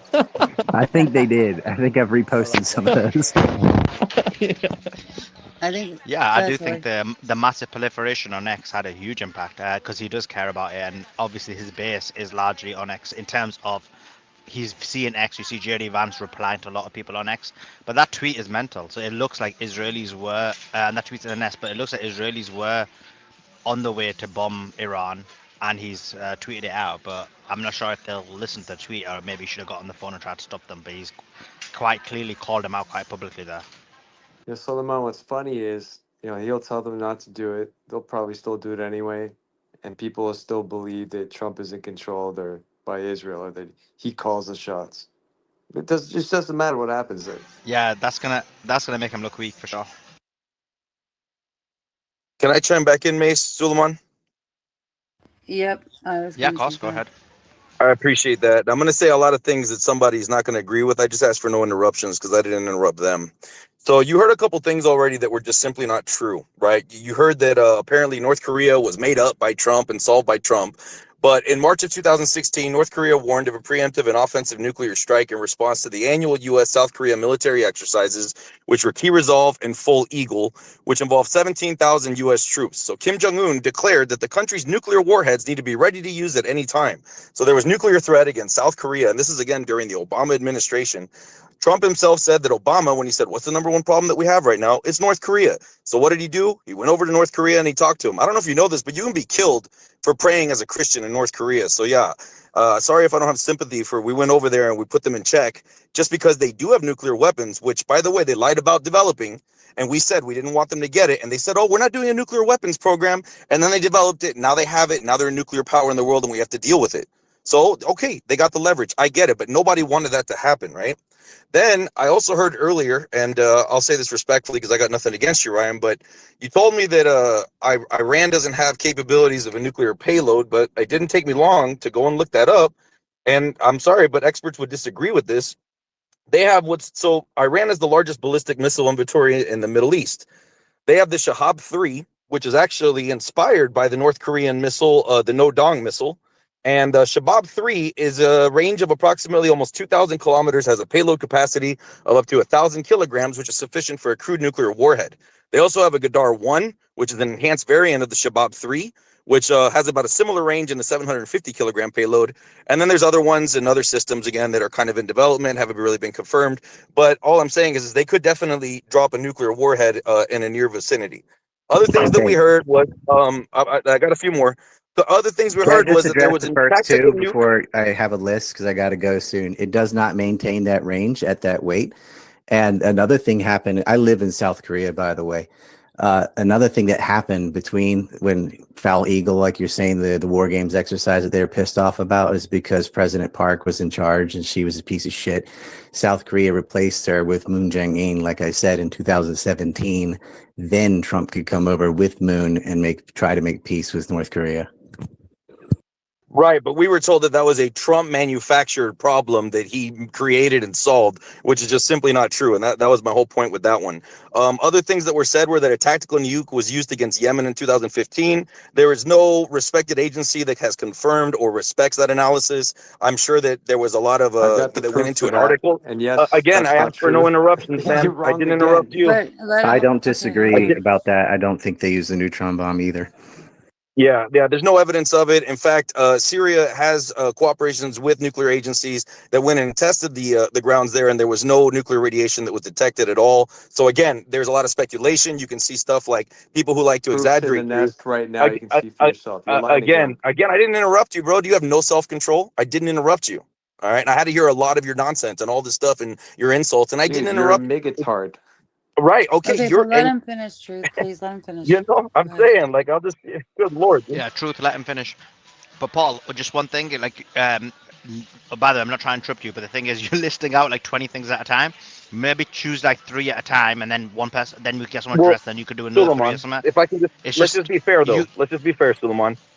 The other people are listing 20 things at a time, and before I don't want to interrupt them because that's not the way spaces are supposed to be, right? I have my hand up, I'm waiting patiently, and they list 20, 30 things, and that's a tactic that's being used to confuse people Oh my about the God, intent. nobody's listing 20, 30 things. You have a lot of people that disagree with you because you're the only one that's still sitting here thinking that Donald Trump is going to save the day on a white knight horse. So people are sharing their opinions.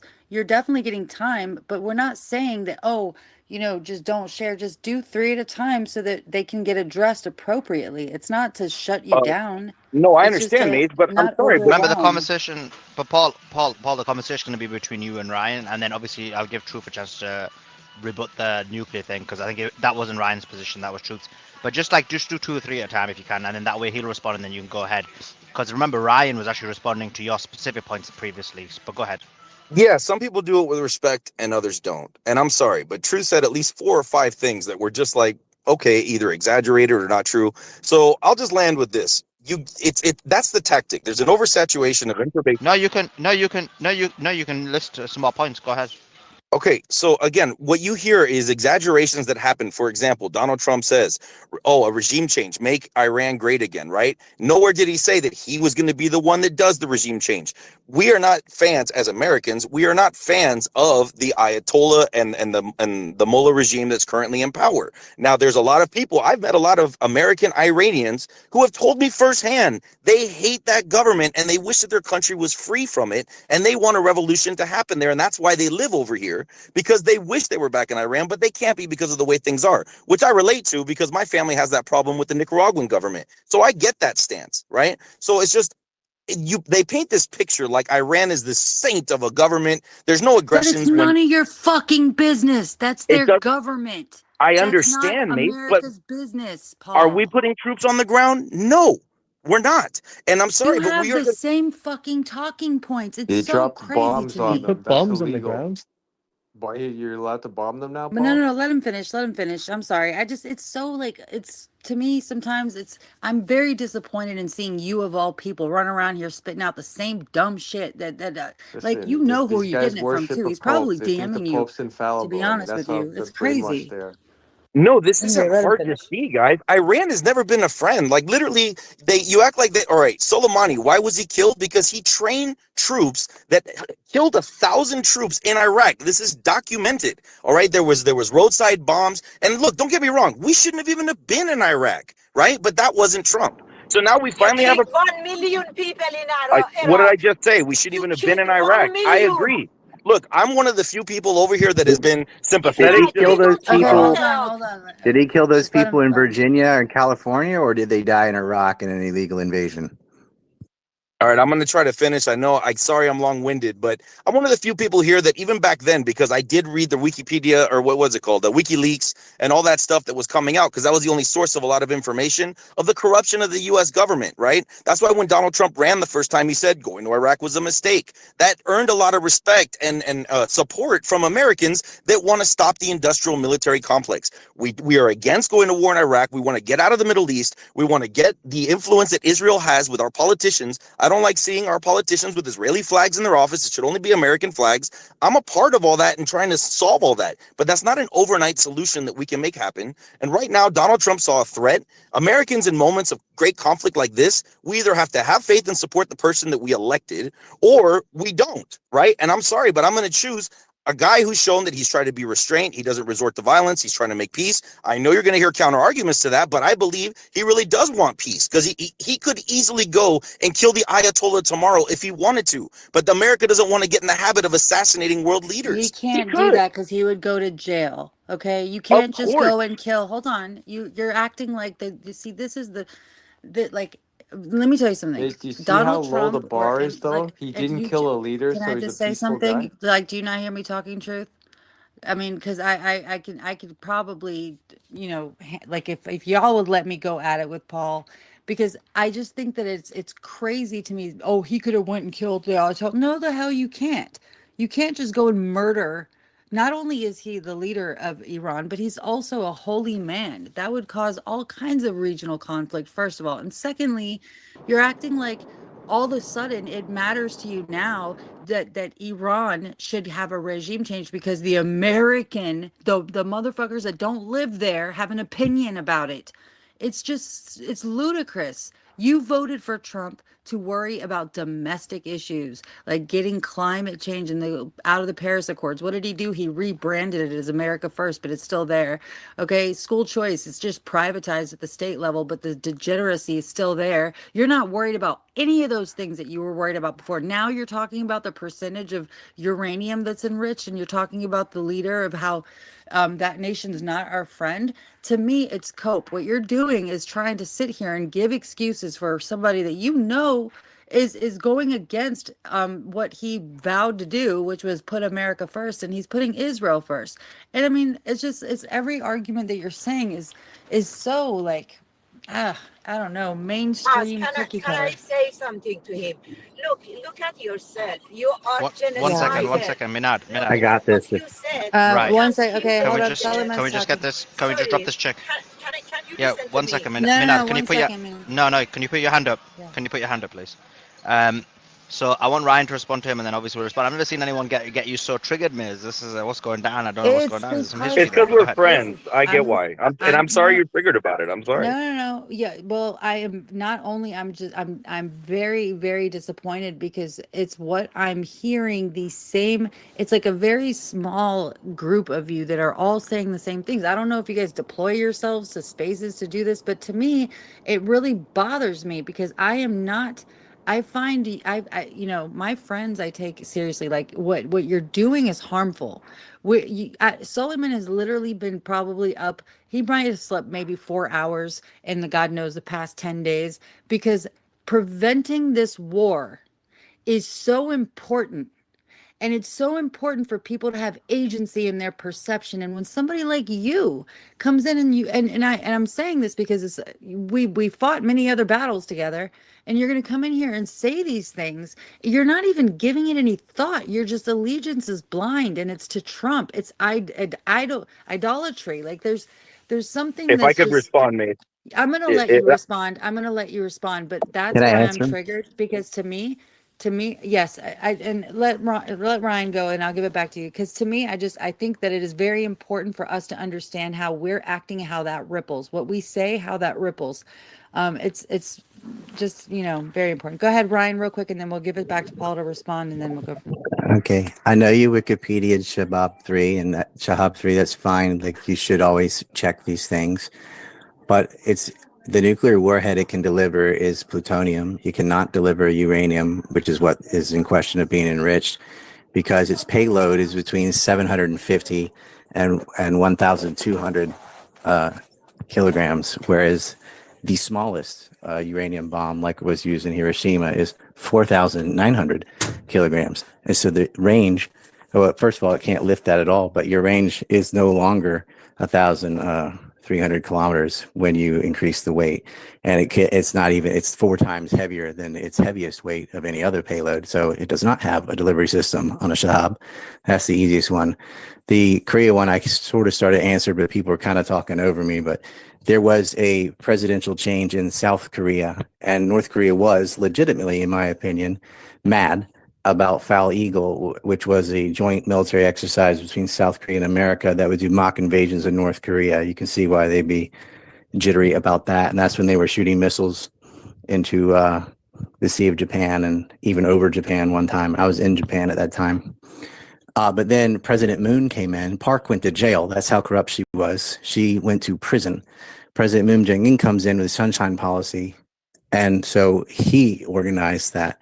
And Trump came over and got a photo op.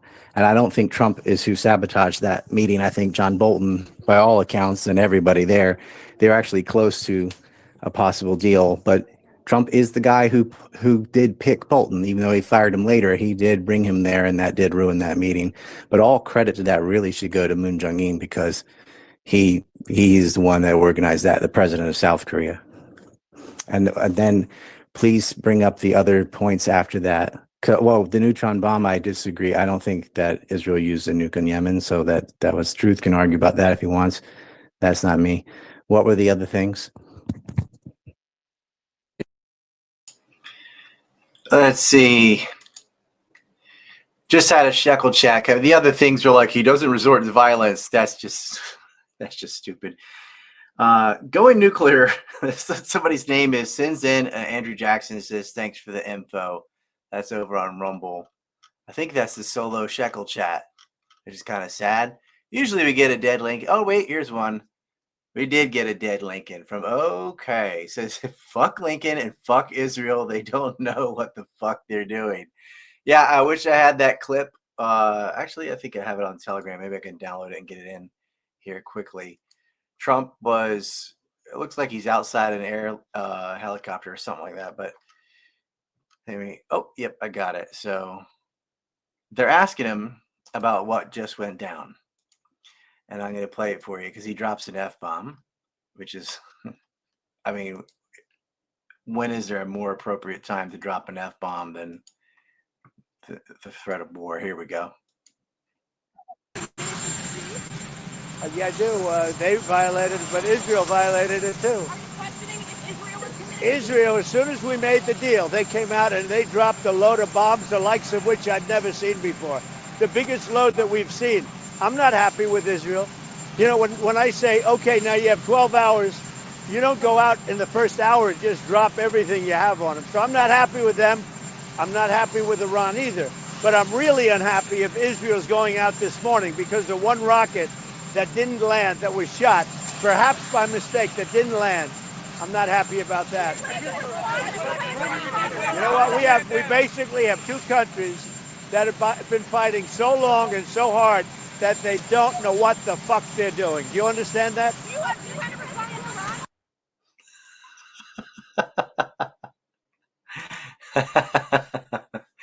And I saw Scott Ritter. You know him. He's been on this show like, I don't know, 8 or 9 times. He had a great response on the X platform.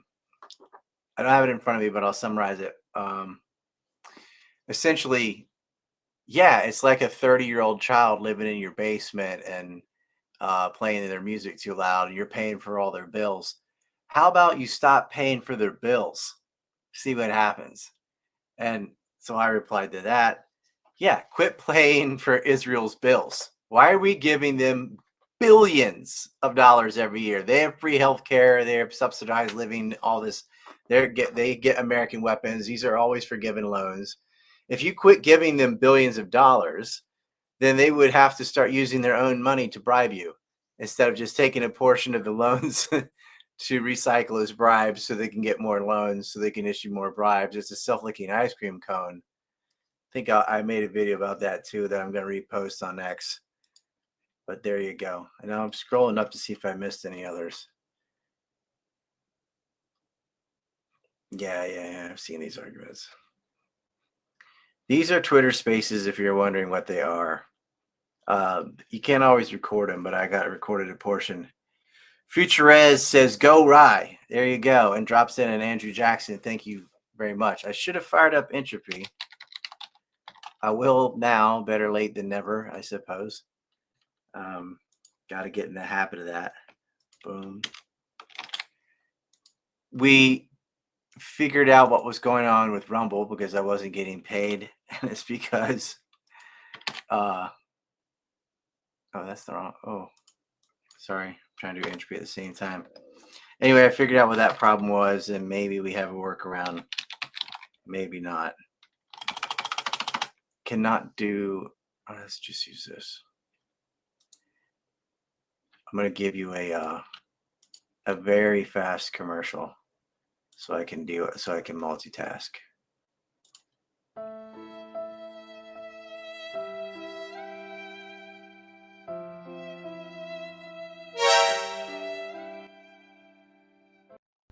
Hey, don't Israel my glasses. No. God gave them to me. Those are mine. Give God them said it's back. mine. God said it's mine. Persecution! 6 million! Help me, America! Help me, America!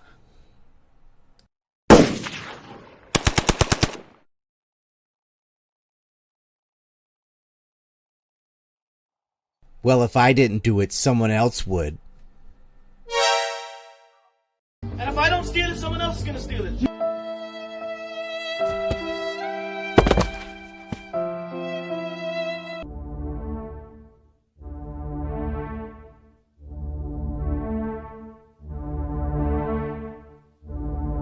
I was in the shop getting my bagels, just using my phone, and this Palestinian terrorist, 3 times my size, wielding a knife, came out of nowhere, broke my arm, tried to take the phone that God gave to me. Allah Akbar! Allah Akbar!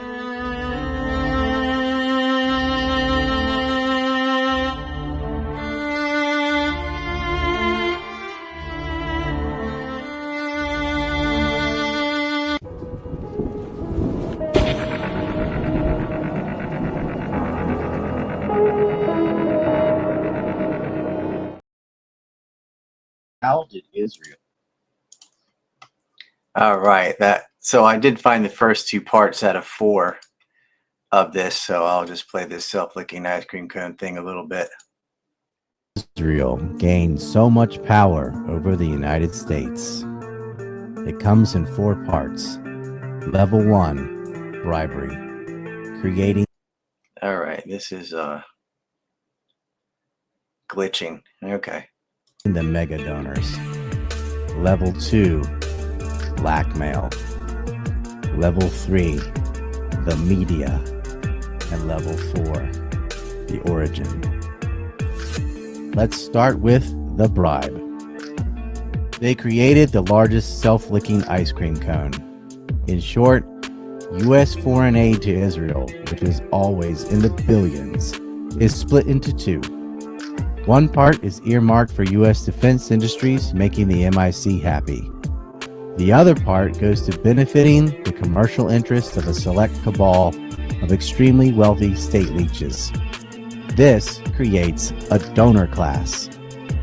The donor class then lobbies directly or finances professional lobbies like AIPAC to bribe Congress to do Israel's bidding.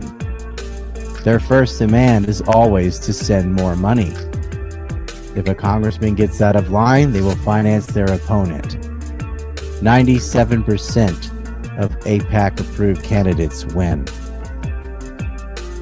The United States is subsidizing its own subversion by a foreign state.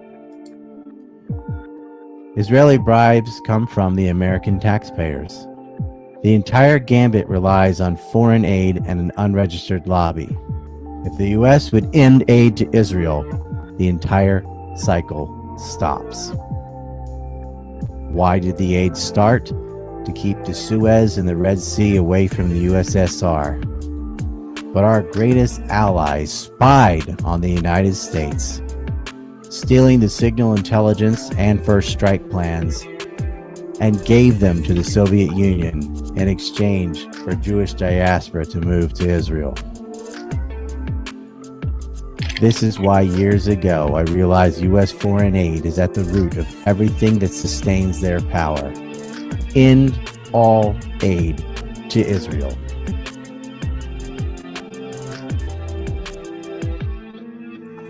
Level 2, blackmail. In much the same way, a network of wealthy Jews acts as the financial backbone to construct a massive blackmail operation. This is exactly what the Jeffrey Epstein pedophile ring was. Billionaires like Les Wexner, Leon Black, Glenn Dubin, all Jewish Zionists, all with ties to the Israeli state officials, bankrolled the operation that Maxwell and Epstein managed with Jean-Luc Brunel and Claude Haddad. Once someone is compromised or doesn't want to lose access to what you're offering, money bribes are no longer necessary. In fact, through blackmail, you can force another to institute bribes on your behalf. So let's expose them. They hate being named. Demons operate in the dark. I name every major capo in that operation in these maps and in this client list.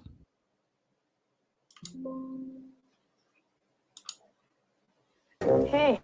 Don't Israel. My ego. Don't Israel. My ego, Jessica. Light golden Eggo waffles taste so good, it's not always easy to get your hands on one. So sometimes you have to improvise.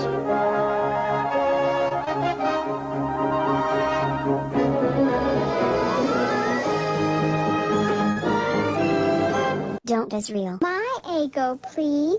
Eggo waffles from Kellogg's.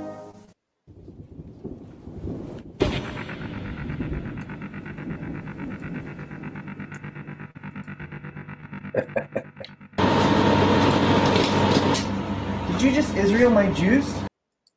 All right, so I made a bunch of those. Somebody by request wanted the Eggo ones, so I popped in the Lego My Eggo Israel. And I'm seeing more people starting to make that with AI. It's easy to make. It's a very easy format. You just say, don't Israel my fill in the blank. And they say, hey, God gave it to me 3,000 years ago. These books aren't that old. They're about 1,500 years old. They just graft on a fake history. But anyway, let's look at Rumble and looking at entropy. I've been doing I've been staying up basically till about 5 a.m. every day since this war started 12 days ago. And this is completely my fault, but I did get some donations for potentially working on macular degeneration in my eye and stem cells. That's why I'm wearing shades, even in the dark. And things were going well until 2 days ago. The curvature came back again, and it's all fish-eyed and fucked up.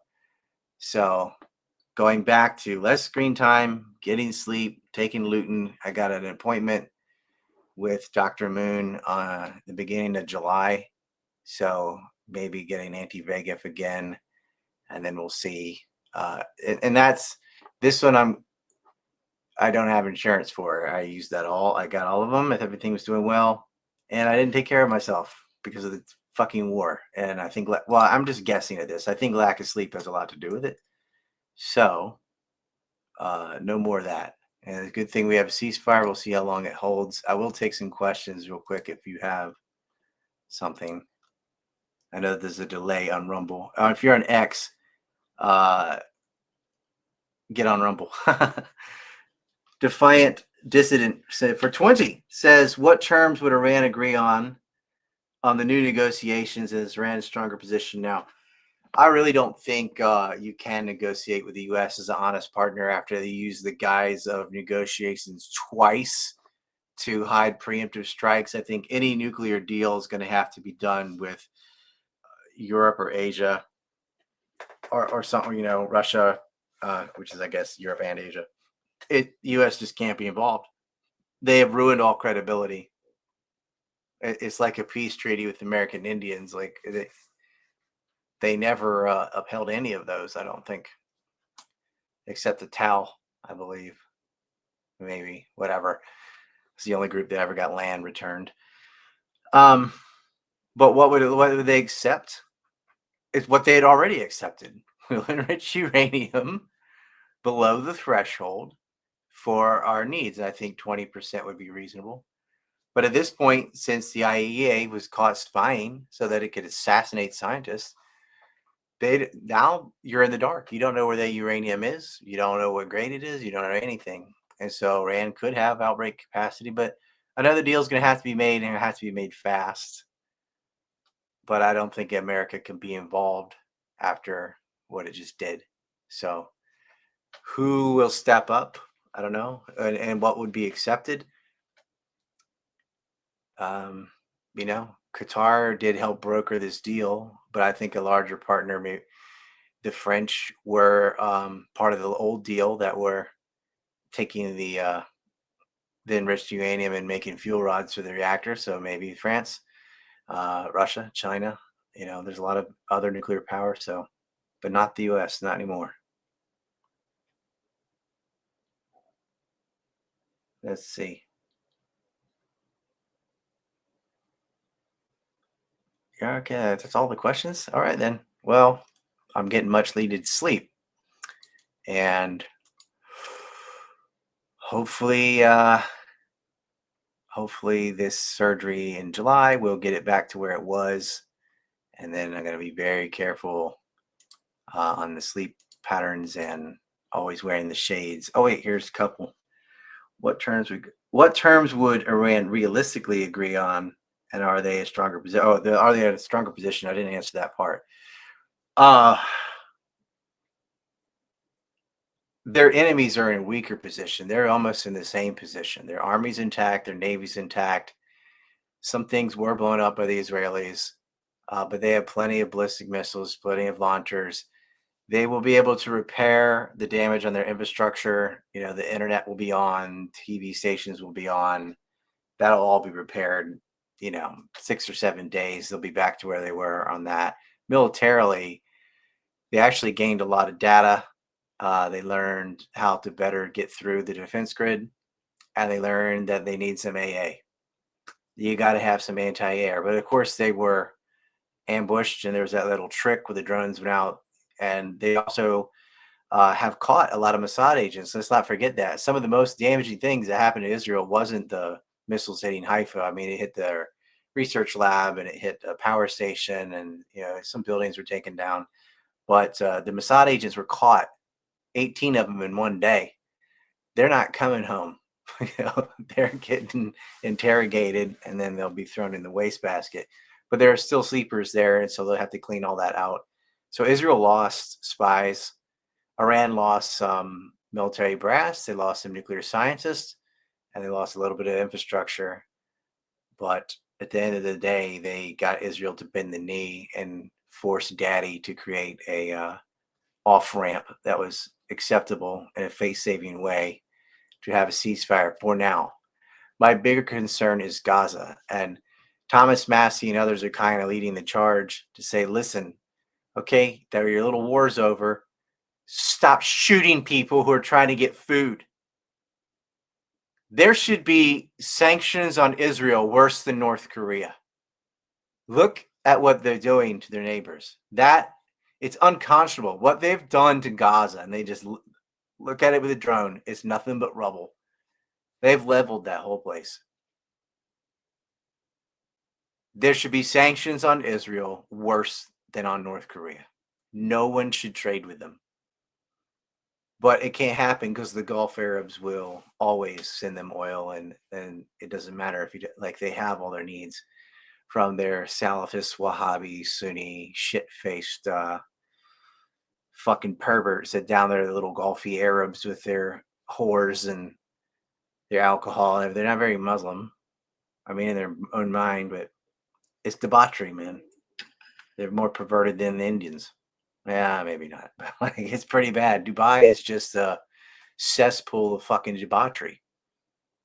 And everyone knows it. Like, oh, look at this. Well, yep, slave labor, prostitution. Prostitution's everywhere. I mean, that's what it looks like. And that's, the UAE is sponsoring Hamidi in Sudan, in the Sudanese civil war. Not to open that can of worms at the end of a stream, but these are other conflicts that are going on that never are like big enough to be front page. But let's not forget about these. These are very easy to resolve. But America, as Ritter suggested, needs to stop paying for Israel's bills. Going nuclear for 20 says Trump being Sorry, my eyes messed up. It looks like S pissed or something. Trump being something pissed, doesn't it seem like he is fighting his war behind the scenes? Trump is pissed because the media got all up in his grill, and he really wants to have a Nobel Peace Prize because Obama got one, so he has to get one. And he's like, they're going to screw up my glorious day. Because it's not like he has some moral concern or something, because he didn't mind at all blowing up people in Yemen and murdering them and bombing civilians, and he didn't care about the Gaza genocide. He's talking about going down and doing real estate projects there and stuff. But he doesn't care about the Iran versus Israel war, because Israel was getting attacked. Israelis were dying in that war. Israeli stuff was getting blown up. So that war has to end, and he has to have peace right away. But nothing with Lebanon, nothing with Palestine, nothing with Yemen. And just a day ago, he's all MIGA this, let's make Iran great again, get rid of he was talking real big. But Iran did not respond to him by attacking U.S. bases right away. Instead, they just doubled down on Israel, which is exactly the right move. And then it seems like he came in and said, okay, we're gonna say that we obliterated this site when we didn't, and you can fire at this empty base. It's just safe face for your people, because they were all partying. Like Iran's like, yeah, we stuck it to America, da, da, da. And they're dancing in the streets about that. So that kind of undermined a lot of the Ajax style color revolution attempts, because everyone hates America. They all understand that Israel is nothing without the United States, so they call him Big Satan, Little Satan. Anyway. Trump was pissed that they were going to ruin, more than half his base left. Not only not supported him, but started hating him and putting memes of him sucking baby's dick and all that. That had an effect on that egomaniac. And if he says there's a ceasefire and less than 12 hours later there's not a ceasefire, it makes him look like a donkey's ass. So he's up there dropping F-bombs saying, cool it, both of you are breaking this deal. You better knock it off. Well, he's got plenty of leverage over Israel. Just cut off their money. He needs to do that anyway. If Trump would cut off all aid to Israel, that really would be MAGA. That would be the beginning of the end of the evil little demonic fucks. But he isn't going to do it. But that's what he should do. And that's what we should pressure him to do.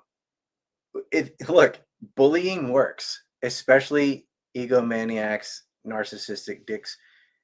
Bully him relentlessly about his attachment to Israel until he cuts it off clean. That's what needs to happen. Do your part in the meme war. He does listen. I mean, I think it was Jeremy or somebody on that show I was just on was saying, how unprofessional is it to, announce foreign policy on Truth Social, not getting to TV and a microphone and showing your body language. No, I'm going to make a note and I'm going to use all caps on Truth Social. I hope that's his most liked post is when he dropped the F-bomb on Israel. I almost thought about making a Truth Social account just so I could go find that post and thumb it up or like or whatever they do over there, because he needs to see that. Defiant Dissident says, are there any functional ports left in Israel? I don't think Haifa was destroyed, but it was non-functional. And then their airports are non-functional, but they'll repair them within days now that the violence has ended. But yeah, it's bankrupt. And the Houthis did that. And they did it without killing anybody. They have not killed anyone this whole war. They are the most moral army. Yeah, count the caps, someone said. Yeah, Genocide Joe was it, whatever. They were rolling over. Anthony Blinken was running the country last time.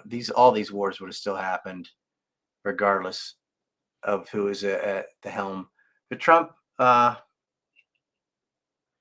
think Netanyahu begged him to find a way to put an end to it. Now, he'll never admit it, but it's got to be hard for Netanyahu to survive this. But the longer it went on, the worse it's going to be for him. There was no end in sight. The ballistic missiles were going to come all day, every day. They're like, I can do this all day. You can say you have air supremacy, blah, blah, blah. They didn't, obviously, because everything was getting through, especially in the final days. Fewer shots and yet more landed. 13 dead in the rubble. Imagine that too, man. It's like 13 people. Those 13 people be alive. If Netanyahu, well, all of the people be alive if Netanyahu hadn't started the damn war. But it's always tragic when you're like the last casualty of a war that ends an hour later. It's kind of that All Quiet on the Western Front, if you've ever read that book. It's very moving. But it sucks for them. Even Israelis. But I don't have a lot of sympathy when 90% plus in that society supports genocide.